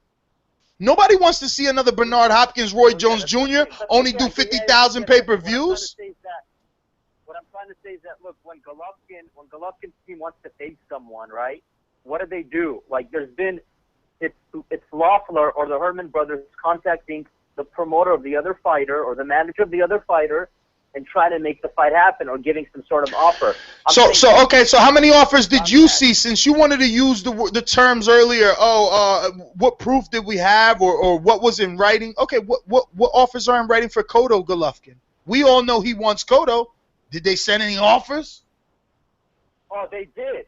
Look, I'm not talking about but their team contacted the other team. I'm saying Ward's team, it's never been done with Ward. He's never contacted Golovkin's team and said, hey, let's make the financials work for this fight. It's But never why? happened. Why? He's the A side, dude. He's the A. He doesn't have to negotiate. He's the A side. You got to offer him. Golovkin needs him. The A side when he had to fight for 2 years. What are you talking about? Golovkin needs him. For like a year and a half. Golovkin needs him. In order for Golovkin to be credible in everyone's eyes, you already know I like Golovkin and I believe in his skill, but he needs a name. That doesn't make any sense whatsoever. He needs Ward's name. Why do you think that fight is even out there? Can I say one thing? When has Golovkin ever sold out a 20,000 seat arena? That's all I want to know. I know Andre Ward has done it. But did he do 20? I thought it was always 10. Well, whatever it is, I know the Oracle holds like 17, 18,000, close to 20,000. I don't know if they scale back the seats when he fights, but I thought that arena was sold out. Well, that never happened, but I'm 60 seconds. Why, he never sold out the Oracle Arena? Andre Ward never sold out the Oracle Arena? That never happened? I know he did I don't remember well. him selling out the Oracle Arena. Yeah, I remember him getting good good ratings. I remember that he did 5,000 at the StubHub, and his recent ratings did 320,000. Yeah, on BET though. On BET, how many homes is BET in? Do we even know that? 11 million viewers for the BET Awards. 11 million viewers for the BET Awards. It's not my fault that somebody wants to see this guy fight. Yo, this dude came with facts. Yo, you're a Ward hater for real. He's the A side. Without his name, Golovkin doesn't have one. You know it and I know it, brother. This guy's an Olympian. This guy ran through the Super 6, and he cleaned out the division. You know it, okay? He is the A side.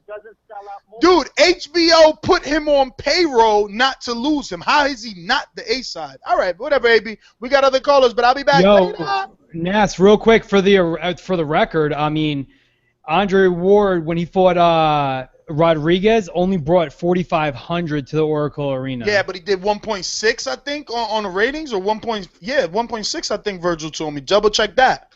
Introducing the hard-hitting ringside, Robbie.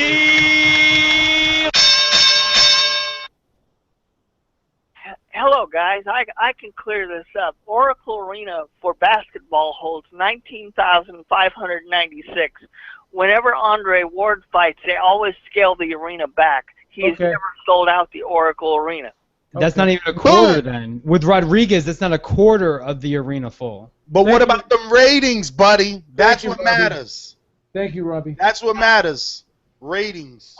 Andre Ward is a good ratings person for TV, but he's horrible for ticket sales. So if you want to put him in a big fight with Golovkin, you got to depend on the TV ratings. And if you want to put a Golovkin-Ward fight on pay-per-view, people will frankly buy it to see Golovkin. They won't buy it to see Ward. Ward is not an attendance draw, not even in his own area. Yo, and Ward Rodriguez got 1.2 million. Didn't Golovkin just get 1.4? All right, 1.2 still good for freaking Rodriguez. But what I'm saying, no, but isn't 1.4 good for Golovkin versus Monroe? If someone out there, that's good. That's good for. Listen, I'm not saying that. All I'm saying is Ward is the A side based on everything else. You know, but his numbers are well. If you keep searching, I bet you he's got a 1.4 around there, man. I'm telling you. I interviewed Virgil. He was firing it off at me. Yeah, but didn't someone like Eric Morales get 1.4 on HBO? And what do you think? He's gonna get the same shit? People come and go. That's what I'm saying. It's like Eric Morales is a legend. What I'm saying is that people come and go. It doesn't mean because in the past you garnished all these ratings. Nowadays you could keep going with that momentum. That's exactly my point. Someone like Andre Ward thinks that he still is 1.8 when he's not 1.8 fighting on BET in front of a crowd that's 445. Yeah, don't be shunning BET. You heard AB. They did 11 mil on the BET Awards. It ain't his fault. The problem you have, James, is Andre Ward is the big name in boxing. Golovkin still needs that big name on his resume. So when it comes to negotiations, with a bigger name fighter. Because of the name, Golovkin will be the B-side in this case, even though he will be the draw. I don't think so. I think Golovkin right now, as we speak, is the A side of the fight. The tables have turned, and he is the A side. You got your K2 tattoo on, huh? Yo, I'm just telling you how it is. I speak by facts. Aren't we talking about facts? I'm talking about ratings. I'm talking about how many people come to the arena. Listen, I've been hearing comparable numbers. I've been hearing comparable numbers. I'm hearing comparable numbers when it comes to ratings. Before 3 years off. Well, we have to go on the facts that we have. We can't make fights. Exactly. You're gonna tell me that. I'll go. You go, Robbie. This is your time. Go. As far as this weekend goes, Timothy Bradley is going to walk all over Jesse Vargas. It's going to be a wide decision. I'll be surprised if Vargas wins 2 or 3 rounds. Hey man, but Vargas has momentum. You know, he's got a lot of confidence. Look, I'm gonna go with Bradley. You know, you guys know the way that I pick. You've been watching the show for 3 years. It's based on resume. He's battle tested, proven. I'm like the rest of my panel. I don't believe that he's been in too many wars because he had a rough fight with Ruslan and maybe Diego Chavez because of a headbutt. That wasn't like it was punches that caused his face to look like that. 215, Philadelphia, talk to us. Philadelphia. What's going on? What up? What up? Hello? You're on. You hear me? Yeah, you hear me? Yeah. Go. Okay. All right, y'all was acting like y'all was lost, but yo, Ness, are you on witness protection? Yes. I gotta be, man. You know Broner's coming for me. I think you are because I know you saw Lemieux, what he did. Because that was assault and battery.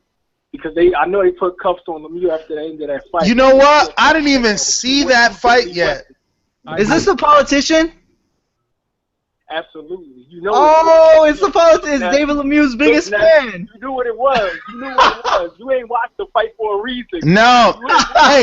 Hey. Yo. Hold on. You don't really think that, right? You ain't gonna give me a break for being in Vegas, busting my hiney? Like I couldn't see it. It was on Fox Sports.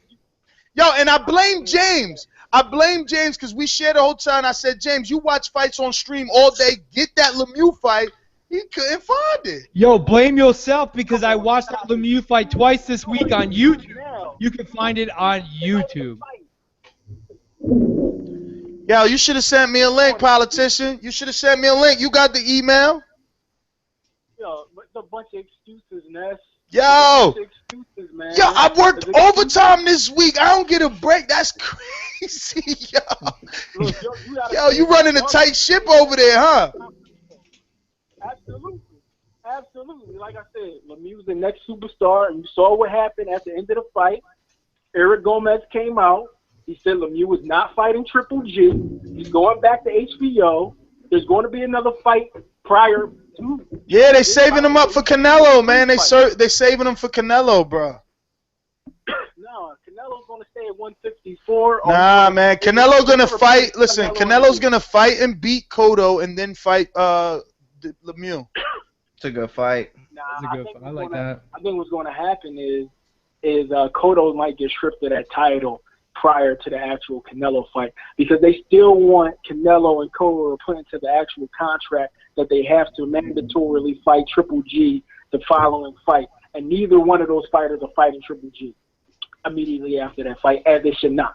Because your first fight at 160 should not be against Triple G. Triple G needs to stop cherry picking. He needs to grow up. He needs to fight somebody at 168 or fight somebody at 160. He got to do something. He can't just sit around and hold hands and cry. Yo, my friend. He ain't sitting around. He fighting 4 times a year. He ain't sitting around. And he ain't cherry picking. He fighting whatever's available. He fighting whatever's available. He ain't cherry picking. He fighting whatever's available. Dudes are scared of him. How about those PBC ratings? How they doing? Nah, I didn't. You didn't see the ratings? They did 2.4 million. And let's what? The prior Saturday, what did the NHL put on? Oh, so you about to be one of them dudes that's comparing other sports to our sport? Tell me what NHL did. I wouldn't know because I damn sure don't watch fucking hockey. Tell us. You know we don't know. Do I look like I watch hockey? 7.1 million. Do I look like I watch hockey? Canelo did 2.2 million on HBO. So 2.4 is not a good number. Yo, I'm gonna go back. Listen, I thought it was listen. 3.5. I thought it was 3.5 peak on that shit. I don't know about 2.2. Listen, it doesn't even matter, James, because I want to know why guys like the politician call into the show with this aggression and this like newfound ownership over bad ratings and PBC doing a bad. Like, aren't you a fan of boxing? You're secretly rooting. Yo, my friend, you're secretly rooting for the sport that you love to fail. Let's not taking points away from these callers. Facts. That's a foul, brother. That's an intentional low blow right there. That doesn't make any sense. Nah, but he's saying the truth though. He's saying the truth. No, he's not, Mario. No, he's not, because the numbers do not correlate with what we've been getting. Think about the matchups. You can't compare this first 6 months of PBC to any other network. Tell me what network did better. That's true. What network did better? Not Showtime and not HBO. I don't give a fuck that they gave us Mayweather Pacquiao. Yeah, but that's premium cable. You crazy? What fights they had? What fights they had this year? Matthysse Provodnikov. Okay. One. Canelo Kirkland. What fight has compared? Canelo Kirkland. That was a good fight. But we knew what it was. We knew what it was. It wasn't no surprise. We haven't seen no exciting fights on PBC. I don't know how you don't call Badu Jack upsetting somebody not being excited. What about Darrell DeGale? That was an awesome fight. That was a 50-50 fight too.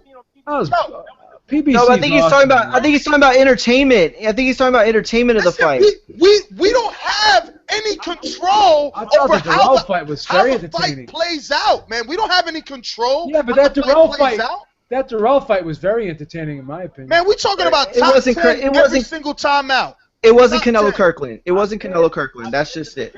Yo, Canelo Kirkland. Listen, Canelo Kirkland don't count as a top 10. He wasn't top 10. He wasn't even fucking ranked. He was out the ring, man. That's hot. That's hot right now. On PBC, you getting real fights. The fight was. I don't know why everyone's going crazy over that Canelo fight. It was so one-sided, man. I don't like one-sided. It was entertaining. It was one-sided. It was a beating though. Like it was like one guy beating the shit out of another guy. It wasn't competitive. I like those every once in a while. That's like child abuse. That's sadistic, Mario. That's like watching someone get tortured. So for that first round, tell me you weren't thinking that Canelo might get upset in this. I thought it was. I thought in the first 20 seconds. I thought. I was not thinking that round. I was like, oh shit, this dude's gonna get it. He was just showing up. But I don't think he. I don't think he. How the hell am I biased? Biased to what? Biased to what? I like all the networks. Why you listen to that chat? Why that chat will kill you. Well, I mean, Heyman does fund our show, so come on. I wish he fucking did. I wish he did. Hey, let me say this is the Boxing Voice presented by Al Heyman. Thank you for the fruit basket. Thanks for the fruit basket. Let me real quick say this to the politician, and hopefully this will cool tempers. You know, I was part of that pack politician when you were talking about David Lemieux could be a breakout commercial star. That was like, this dude is nuts.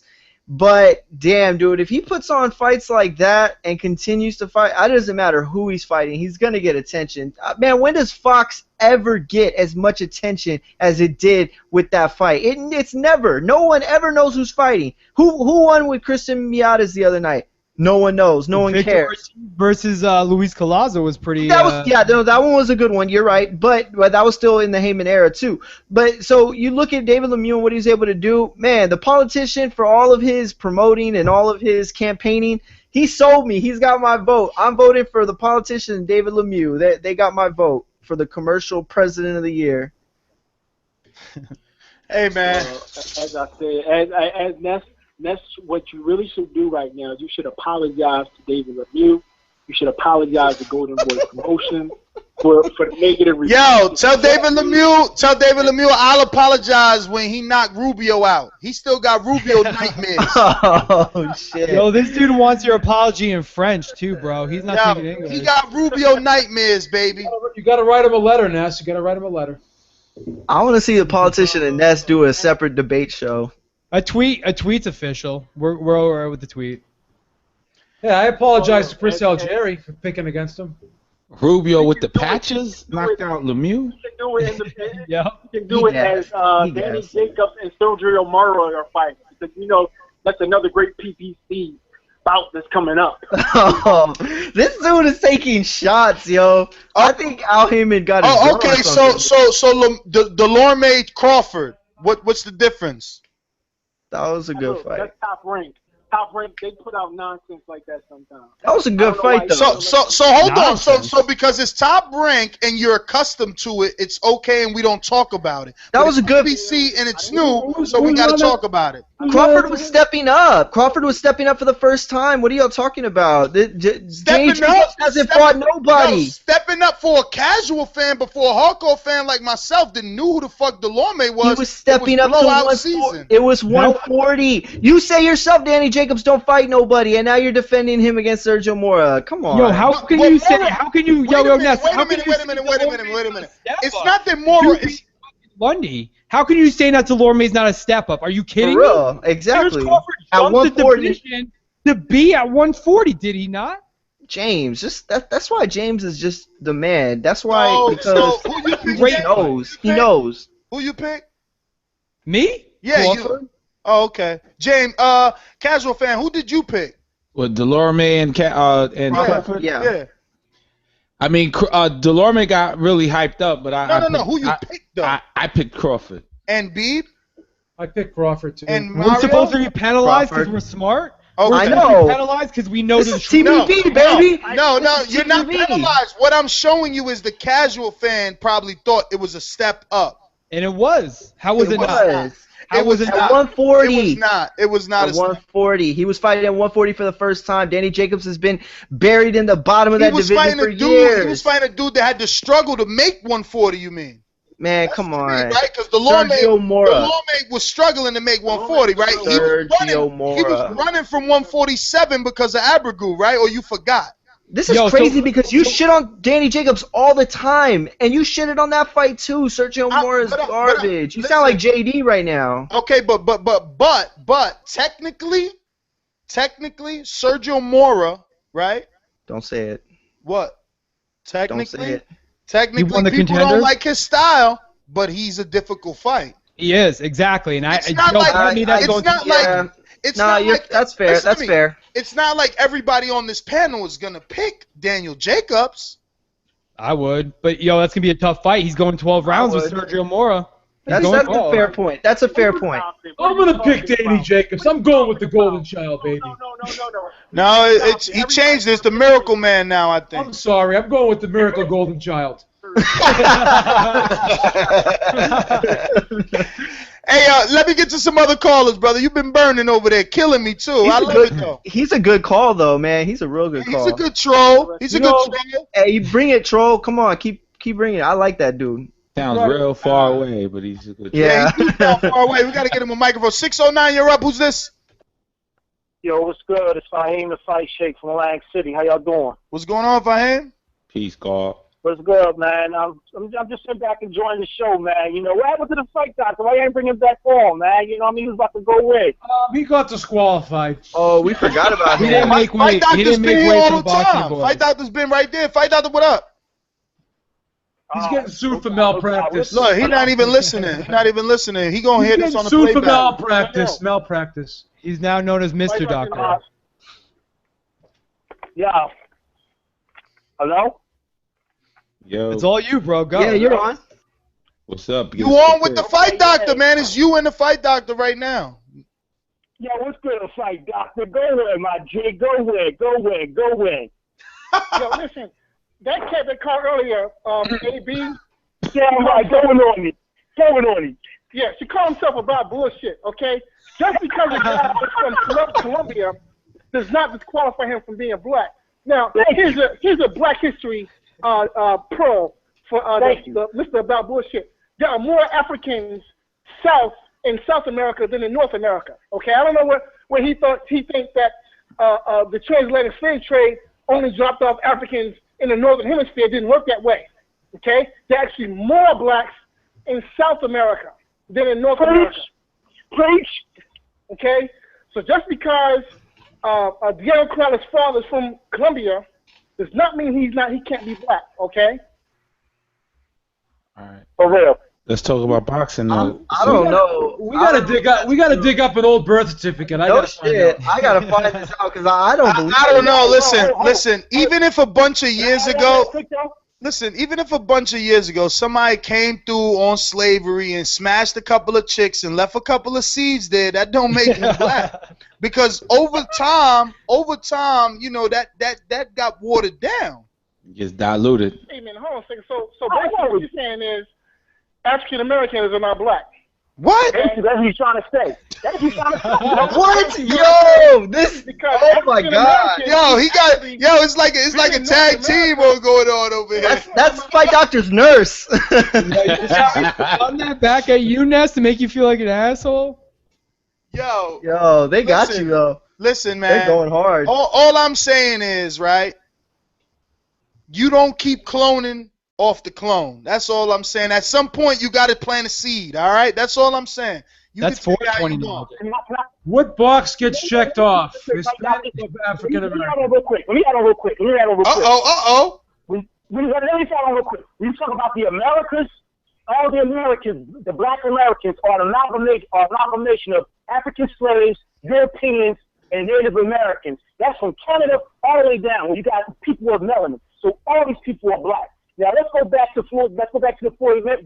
Yo, listen, no. We're not even gonna go there. I'm gonna tell you why. Well, wait. Let me just tell you why. Let me just tell you why. Because you guys sound so pathetic, right? That you're taking a guy that. Wait a minute, just hear me out, because you're really gonna get it. You guys are so desperate, so pathetic that you're taking a guy who clearly speaks Spanish. His whole family was Spanish. They had flags and everything, right? And you want to turn him into a black guy just to give Mayweather a credible, slick black fighter so that he doesn't have to fight Thurman, Porter, or anybody in that region. They're only Hispanic because of your language.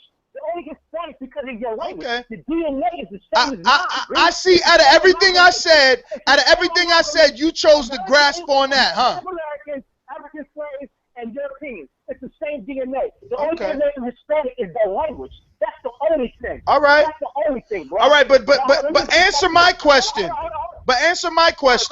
Why do you have to take a guy from 30 years ago and try to transform into some sort of black slick fighter? Like, why can't he just fight another one? So he could be right. So Fight Doctor could be right. Why is it okay? Why is it okay for him to fight 130 Mexicans and only one black guy? 2000. That fight was in 2001 too. Oh my God. The two Mexican dates. So if there's not an African American swift fighter, as y'all want to call it, who has the star power to be able to sell a fight on those dates, you have to fight a Hispanic to make them fight sell now, on those dates. You're right. And what we're gonna do from now on is turn all Hispanics black, just so we can say he met the quota. Yeah. Let's just do that. I mean, fuck it. If Corrales is black, then Jesus Soto Carras could be black too. Fuck it. I see. According to your logic. Hey, is Canelo mixed? Yo, I should let my wife know that she's black. I think she's been acting off the Hispanic mark. Is Canelo got some black in him too? Is Canelo mixed? Yep. That's crazy. Yo, this spiraled out. Fight Doctor's out of control. I think Pacquiao's black. Look at what Fight Doctor did, man. Fight Doctor's a mess. All right, listen, I'm gonna get to some other callers, brother. But I just can't believe that anyone would go that far. Like, I was waiting for the joke. There was He wants to be right. He wants to be right. No, but there was no punchline. Like, all that was serious. Like, they really think Corrales is black and everyone is black some way or another, and Mayweather don't gotta fight nobody because of Corrales from 14 years ago. I think Klitschko's these guys are listening too much to the Hebrew Israelites, the 12 tribes of Israel. I mean, Corrales, he looks mixed race to me. Hey, I want to talk about that Mayweather since we on him anyway. I mean, anybody believe Andre Bertha when he's saying that Mayweather's prank calling him, trying to find out about one of his girlfriends that now Bertha's clearly entertaining? I believe it. Floyd Mayweather is a rat. Whoa, whoa. So hold on. Let's get it straight real quick. Let's get it straight. Okay. So Berto said on TMZ Sports Hollywood last night that Floyd has been harassing him and making harassing calls that are very annoying to him. Now, he has no actual evidence, but he hears him breathing on the other end of the phone, and he's quoted saying, "I know it's him" on the other line, referring to Floyd. Now, TMZ had sources close to the situation and in Mayweather's camp that reportedly say that Mayweather's upset with Berto over his relationship with Nelly and Chantel Jackson, a.k.a. Miss Jackson, Floyd's former fiance. Nelly and Chantel have been dating for a while, and reportedly she left Floyd for Nelly, and so Berto's cool with them, and he's been prank calling him. I don't know, man. It sounds stupid to me, but this dude is got his name attached to Floyd every single day since Floyd said it last week on the Boxing Voice YouTube channel. Ever since Floyd said Berto's name, it's like these two have been interlinked every day in the media outlets. It's crazy, man. I don't know what to think of this. This is nuts. You know, at the end of the day, I know that Berto probably isn't what we thought, but I'd still like to see a fight with him and Floyd. I think his speed, you know, his power, it'll present something, hopefully. I mean, you know, the fight with Upshaw was very ugly. I was live at that fight. You know, and Berto, it looked like he shot his load and he had to get his second win, but Upshaw was too competitive, so imagine what will Floyd do. But again, maybe Berto's speed could offset Floyd in somehow. No, what? Do I even entertain the possibility that Berto has any chance versus Floyd Mayweather? Are you kidding? I think it's Floyd. Berto is definitely. But because styles make fights, we can't just say because Berto hasn't been fighting that level of competition as of late, he wouldn't stand a chance. I mean, there are some things that present. That's a good point, Ness. Yo, Robert Guerrero wasn't the style. Victor Ortiz but Robert Guerrero doesn't have Karak? Yeah, but Robert Guerrero doesn't have Berto's style. I want to know what the casual fan thinks of this matchup. I really do. The jab, though, man. He triples that jab, and it's a fast jab. That's a good point. He got a lot of power in that right. Shane Mosley buckled Floyd. Why can't Berto? Because Berto doesn't know who he is inside the ring. He tries to act like Floyd Mayweather. Listen, I believe in Andre Berto has. Listen, I'm gonna tell you this. What legit power does he have? I'm gonna tell you. Let the casual fan say something. Let the casual fan say something. Go ahead, casual fan. Well, I'm gonna start off like this, right? Andre Berto is definitely black. And then second, I crunched the numbers, and you're right, casual fan. They panned out. There was a point. There was a time in Berto's career that I really believed in him. Like I thought he was gonna take over the whole Victor Ortiz fight, and it turned out to be the opposite. So I don't think. And then same thing with Guerrero. I thought that was gonna be his comeback, and I don't think that speed style of Berto is going to do anything to Floyd Mayweather, who owns the ring. You know what I mean? But is it a marketable fight to you? That's what I really want to know. Is it a fight that you're buying? To a casual fan, you're thinking it's a hardcore. I want to see what the casual fan, if he thinks it's a marketable fight. Shit. No. I mean, that's what the TMZ is all about. Like the phone call. In terms of marketability, Berto just doesn't stand a chance. I mean, he has no home to call home. There's no fan base for him, unfortunately. But he is a fan-friendly style. I mean, look, there's three things you can't deny: his heart, his speed, and his power. We only got 5 minutes left on the 4th hour of the overdrive. And it shuts down. And it shuts down on its own. So let's. I had a good time. Then we go into the Matrix. 409. 409. What up, JD, man? Hey, Ness. Are you on Witness Protection? I mean, you seen what I did to your boy, right? Yeah, I'm saying that boy gonna send them boys out on you. I mean, did you share that? Did you respect my G and share the video, or did you hate because that was your man's in Yo, I like the fact that he checked you. Oh, you mean you like the fact that I stood my ground? Yeah, you did stand your ground, but hey, I think he was about to square up with you for a second. Yeah, you're right. He thought about it for a second. Who's that? I missed out. Go back and watch that's my man. Let me stop talking shit, because obviously he's listening. He might catch me next time and won't say nothing. Just run up on you. Hit me behind the head like, drop me right from the back. That's why I asked if you was on witness protection, but no, man. Now I was rolling with James out there. He had my back. Oh, okay, yeah, you was good then. No, but shout out I appreciate your Shawn confidence. Porter, man. Shout out to Shawn Porter. I didn't think he was going to pull it off. I didn't get a chance to talk last time. Y'all cut off before I got a chance to talk. But if you want to give me that code, that's who I was going to pick. I was going to pick Broner. I won't do that, because you know that's not what we do here. If you don't pick it officially, we don't make you eat it. So you good. You good. I mean, you going to get some crow with Danny Jacobs regardless. Crow's on standby. Just give him a little taste.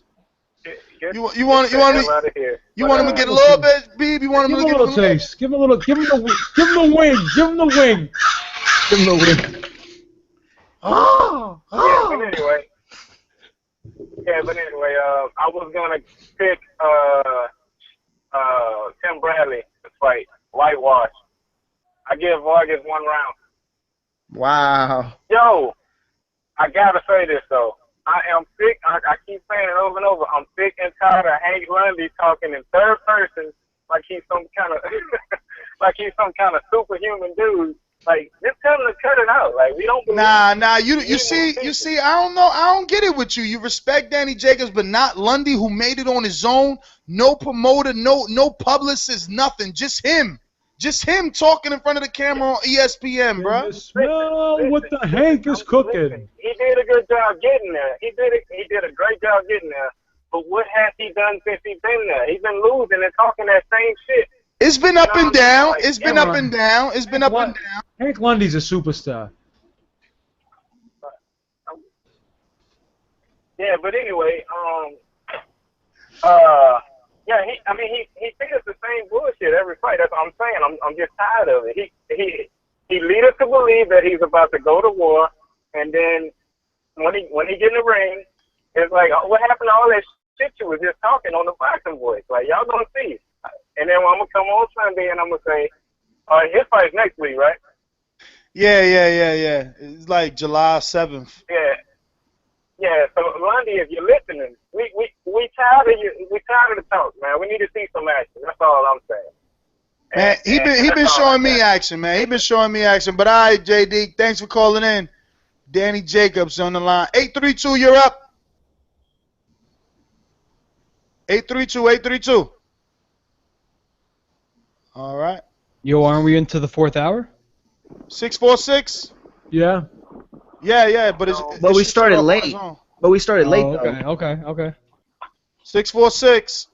Yo, what up, Ness? What up? Yo, what's good? It's Chris calling out in New York. What's going on, B? What up, James? How you doing, what brother? up, Rob? What up, Casual fan? What up, B? What up? What's going on? My man Mario. AB's crazy.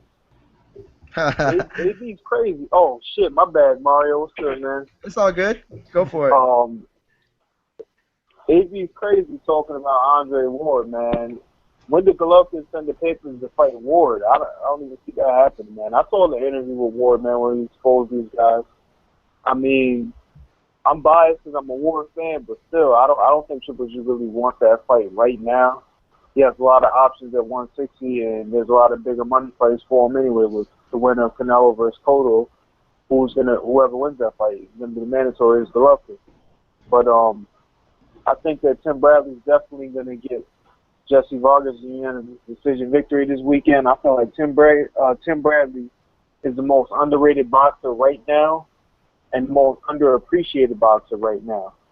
Everybody's always criticizing him for getting into these wars with these guys who are good fighters. I mean, Diego Chavez gave Keith Thurman a lot of problems. At one point, Keith Thurman was even behind on the card until he stopped him. I mean, I don't know what Bradley has to do to win fans over, but I think that he's definitely going to walk through Jesse Vargas and prove why he's one of the best fighters out there today at 147. And Gilberto Ramirez, hopefully he wins this fight tomorrow on True TV, and I'm hoping that Ward takes him next in that fight. because I think Gilbert Ramirez is good enough to be a tune-up fight. You know, he's undefeated. At least it'll look nice on Boxer. Yeah, I don't think good old Bob Arum is going to be giving Gilberto Ramirez to Ward. What for? Yeah, you're right about that. But I mean, it would be a good fight for Ward, you know. Because I mean, who else is gonna fight? I mean, nobody's lining up to fight Andre Ward. I mean, Stewart said that Carl Froch, Ward denied the fight against Froch in Wembley again, but I don't think Ward backs down to fight anybody because nobody's really lining up to fight Andre Ward like that. You know, and he may have been off for it, and he had a long layoff, but nobody really wants to fight Andre Ward. I think he's just as avoided as Rigo and Golovkin. You know. But that's all I got. You guys have a good weekend and everything. Love the show. And how come nobody's talking about Antonio Tarver versus Steve Cunningham? Am I the only one who cares? That's a little whiles away though, isn't it? Yeah. That doesn't happen. That doesn't happen until August 14th. That's why we're talking about it now. We weekly here, baby. We do weekly here, man. Preview and review. Oh, I know, man. All right. I love the fight. 561, you're up. What up? What up, Casual? Yeah, I just got this sudden intuitive insight on why Mayweather is picking Mayfield or Berto. It's his last fight, right? And you might laugh at me at this. It's his last fight, and these fighters are not expecting $1 million paydays, so it's like him just cleaning up again. You know what I'm saying? Very good point. So Excellent point. I think that's what the whole Mayfield and Berto is all about. And you know, Khan is cost more money. Neither one of them have a legitimate chance of winning anyway. And none of them have a legitimate chance. You're absolutely right. So that's what I had to say. I agree. Very good point. Thank you very much. Well, alrighty then. 5. And if you go to jail tonight, you make sure your friend has that number, right? Let's give him that number. 973-497-7000. Hey, 201, you're up. No. Oh, yeah, that was Sev. Sev, you're late, though, man. You got to wait one caller now because it's 561's turn. You went to Sev, too. I know. I went to him. He was asleep. Yes, hello. Hello. Hello. Hey. Hey, what's up, Nez? What's up, brother? What up? Man, I picked Adrian Broner last week, but I'm so happy that Curtis Porter win.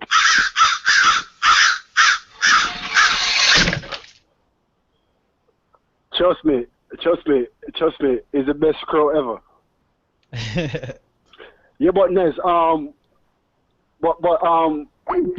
save my number, man. Is DJ Fresh? What's up, DJ Fresh, though? What do you got for us? What do you think about the fight? Yes. Yes, I'm picking Bradley this week. Yes, and I'm picking Ramirez. All right, 2 good picks. Yeah, yes, and keep on doing a good job. All right, brother. Well, thank you for the support, man, and thanks for tuning in. Jersey Sev, talk to us. Hey, what's up, guys? First of all, you know, I gotta eat my crow with the Shawn Porter fight.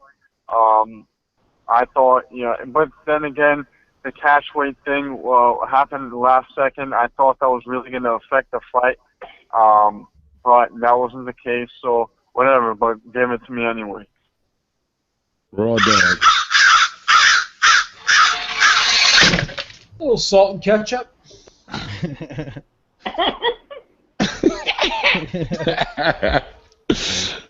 What? Wrap it up like sushi. Give it to him in white rice. Raw dog. So the Adrian Broner. Yo, wait, Sev. Ain't you fighting this weekend?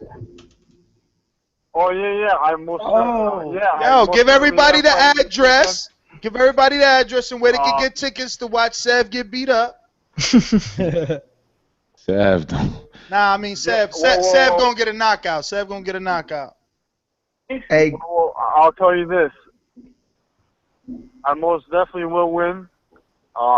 and it's at Elizabeth Rec Center in New Jersey. It's off exit 13 from the Turnpike. Off exit 13, you can look up the address. It's like 513 Pleasant Street, I believe. That's the IKEA show exit. Starts at 1. The show starts at 1. Tickets are $20, $30 ringside. And this will be my 4th amateur fight. And I am looking forward to putting in another good performance. Good for you, I will Sev. definitely come out with the victory. But that's that. Hey, good luck, Sev. Hey, seriously, good luck, man. Hey, that's awesome, dude. I didn't know you were still fighting again. I thought you had gotten hurt or something, but I didn't even know you was a fighter, but good for you, yeah. man. Oh man, good. Hey, I know you're wearing the TBV patch on your shorts, right? Nah, I'll just play. I'll just play. Thank you, Mario. I appreciate it. And Ness, are you coming? I'm gonna try. I don't think we got any PBC this weekend, so 1 o'clock is good for me. Sounds good, man. I look forward to seeing you. Hey, Periscope it. I want to watch it. We'll definitely. You could talk about it on the show. How Whoa, buddy. that shit got to be a bomb fight to make the show. Nah, come on, man. Nah, I'm messing with you. The guy's a fighter, man. I'll talk about it. Hey, he's representing TBV when he steps in that ring. Yo, you see Mario try to show his guns? Definitely. He wearing tank tops and showing biceps. Hey, Beeb, yo. I was stretching, yo. I was stretching. This guy's trying to take your role as the neighborhood bodybuilder. You see him? Me and Beeb, man. He'll win the contest. He's in great shape. Sev, so talk to us, man. Yeah, I appreciate it, guys. But on to the weekend's fights. When I was watching the Broner fight with Porter, to me, it looked like basically 2 C-level guys just hashing it out.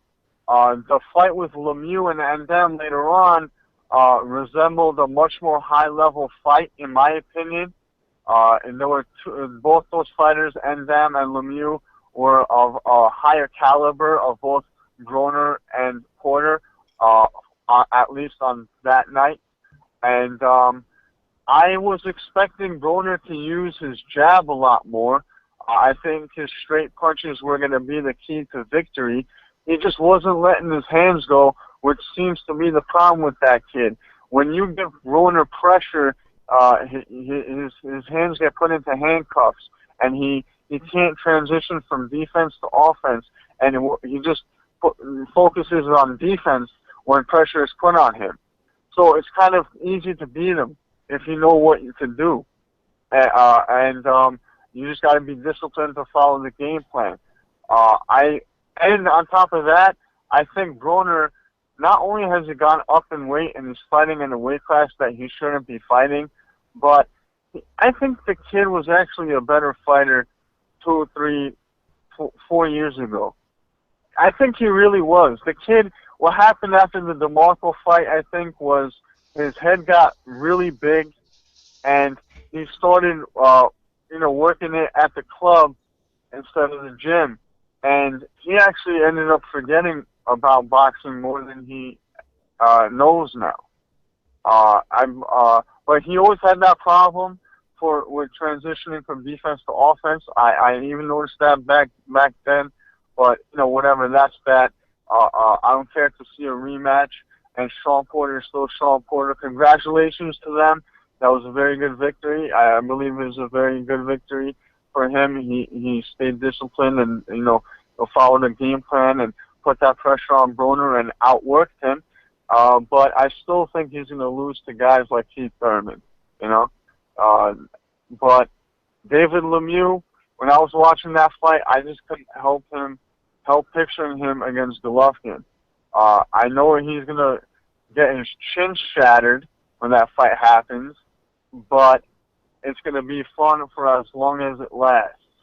And I hope it happens, especially if Golovkin can't get Cotto, which obviously he's not. Sev, let me get to my last caller, which is Suleiman. Let me see if he's available this time. Suleiman, what's up, brother?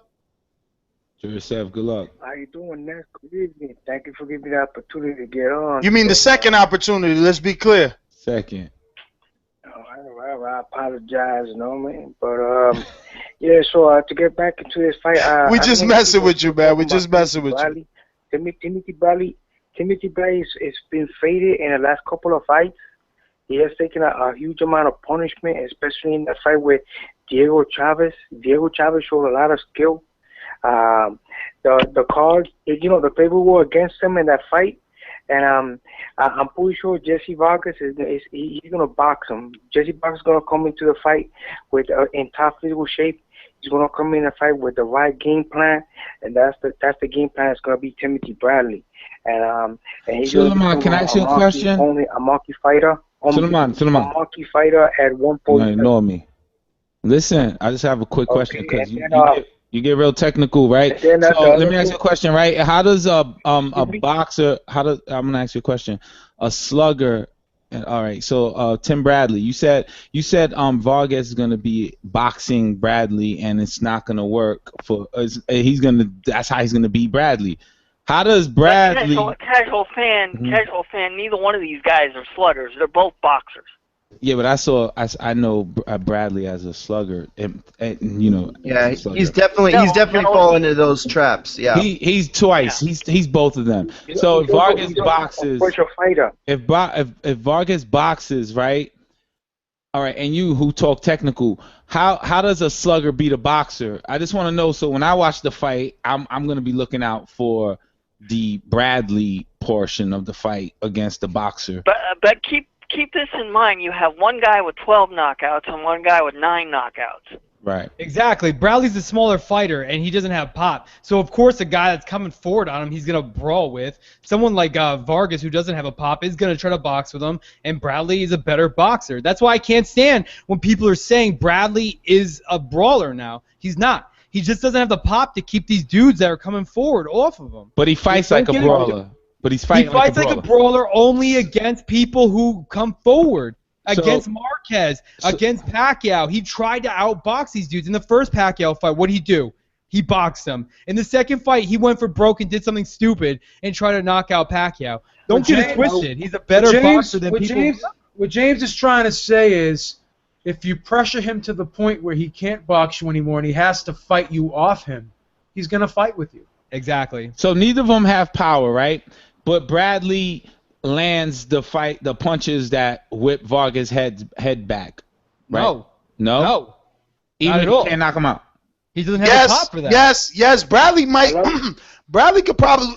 Bradley could probably get a knockout. I mean, knocked down. He's dropped a few opponents. And he's fast enough. He dropped Lamont Peterson, for God's sakes. Nobody even dropped Lamont Peterson. Listen, Suleiman, finish up. You're the last call. I got to get out of here. Okay, yeah. So like I was saying, he's gonna bring you to the fight. Jesse Vargas is gonna bring you to fight. He's a fresher fighter, has took less punishment throughout his career. He also wants to show more. He's gonna be fresher. He's gonna use angles because look who he has in his corner.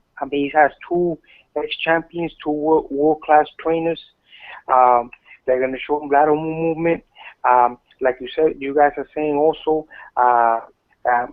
finally you guys are admitting that Bradley's a smaller fighter. His skills are starting to fade. He did 24 rounds with Manny Pacquiao. He took 12 rounds with beating with Ruslan, and then it took another 12 rounds with Diego Chavez. So that's going to all show in this ring, and it's going to be a wrap. It's going to be a total box. He's going to be humiliated, and they're going to start giving more recognition to Jesse Vargas, which is a man. You're going to eat some big time crow, bro. You're going to eat some big time crow. 2 servings. He might know. That other guy got 3 today, so Suleiman might get 4 or 5. I don't know. I don't think Suleiman's completely off base here. Yo, we talking about a pound-for-pound fighter, man. You guys are talking like this dude ain't fighting nobody. Mm-hmm. No, it's not about that. It's about what Bradley's left. Yo, don't forget that Bradley...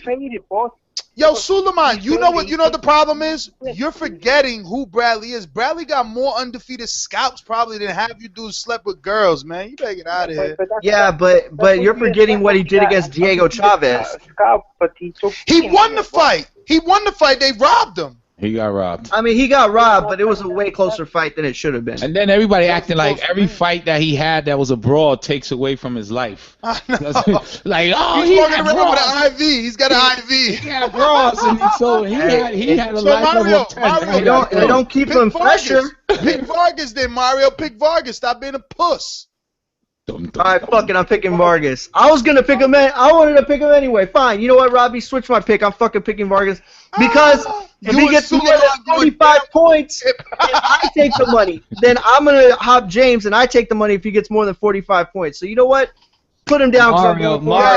Mario, this is why you don't take peyote and come onto the boxing voice. Bro. You start doing dumb shit like that. The problem is I didn't take peyote. Yo, Mario and Suleiman is the dude on the Titanic with the violin. Yo, me and Suleiman. Me and you. Yo, Mario and Suleiman are drawing each other naked on the couch. They don't give a fuck that the goddamn boat is going we're down. drawing Amir Mansour naked together on the couch. All right, so a couple of things. Everybody that's going to listen to this either live or on the playback, hit the like button. If you're listening on iTunes and you haven't dropped a review, drop one. Stitcher as well. We need them reviews there. And, you know, anybody who wants to support, remember the donation button still on the site. And I guess we'll see you guys Sunday for Crow Day, and we'll talk about Sev. And shout out to Stuart Little. If he gets the win, right? Sev, shout out to Stuart Little, yeah. Sev, you'll get the win. Don't listen to this negative shit. Sev, don't listen to the negative shit. You're going to win this. You've been working hard.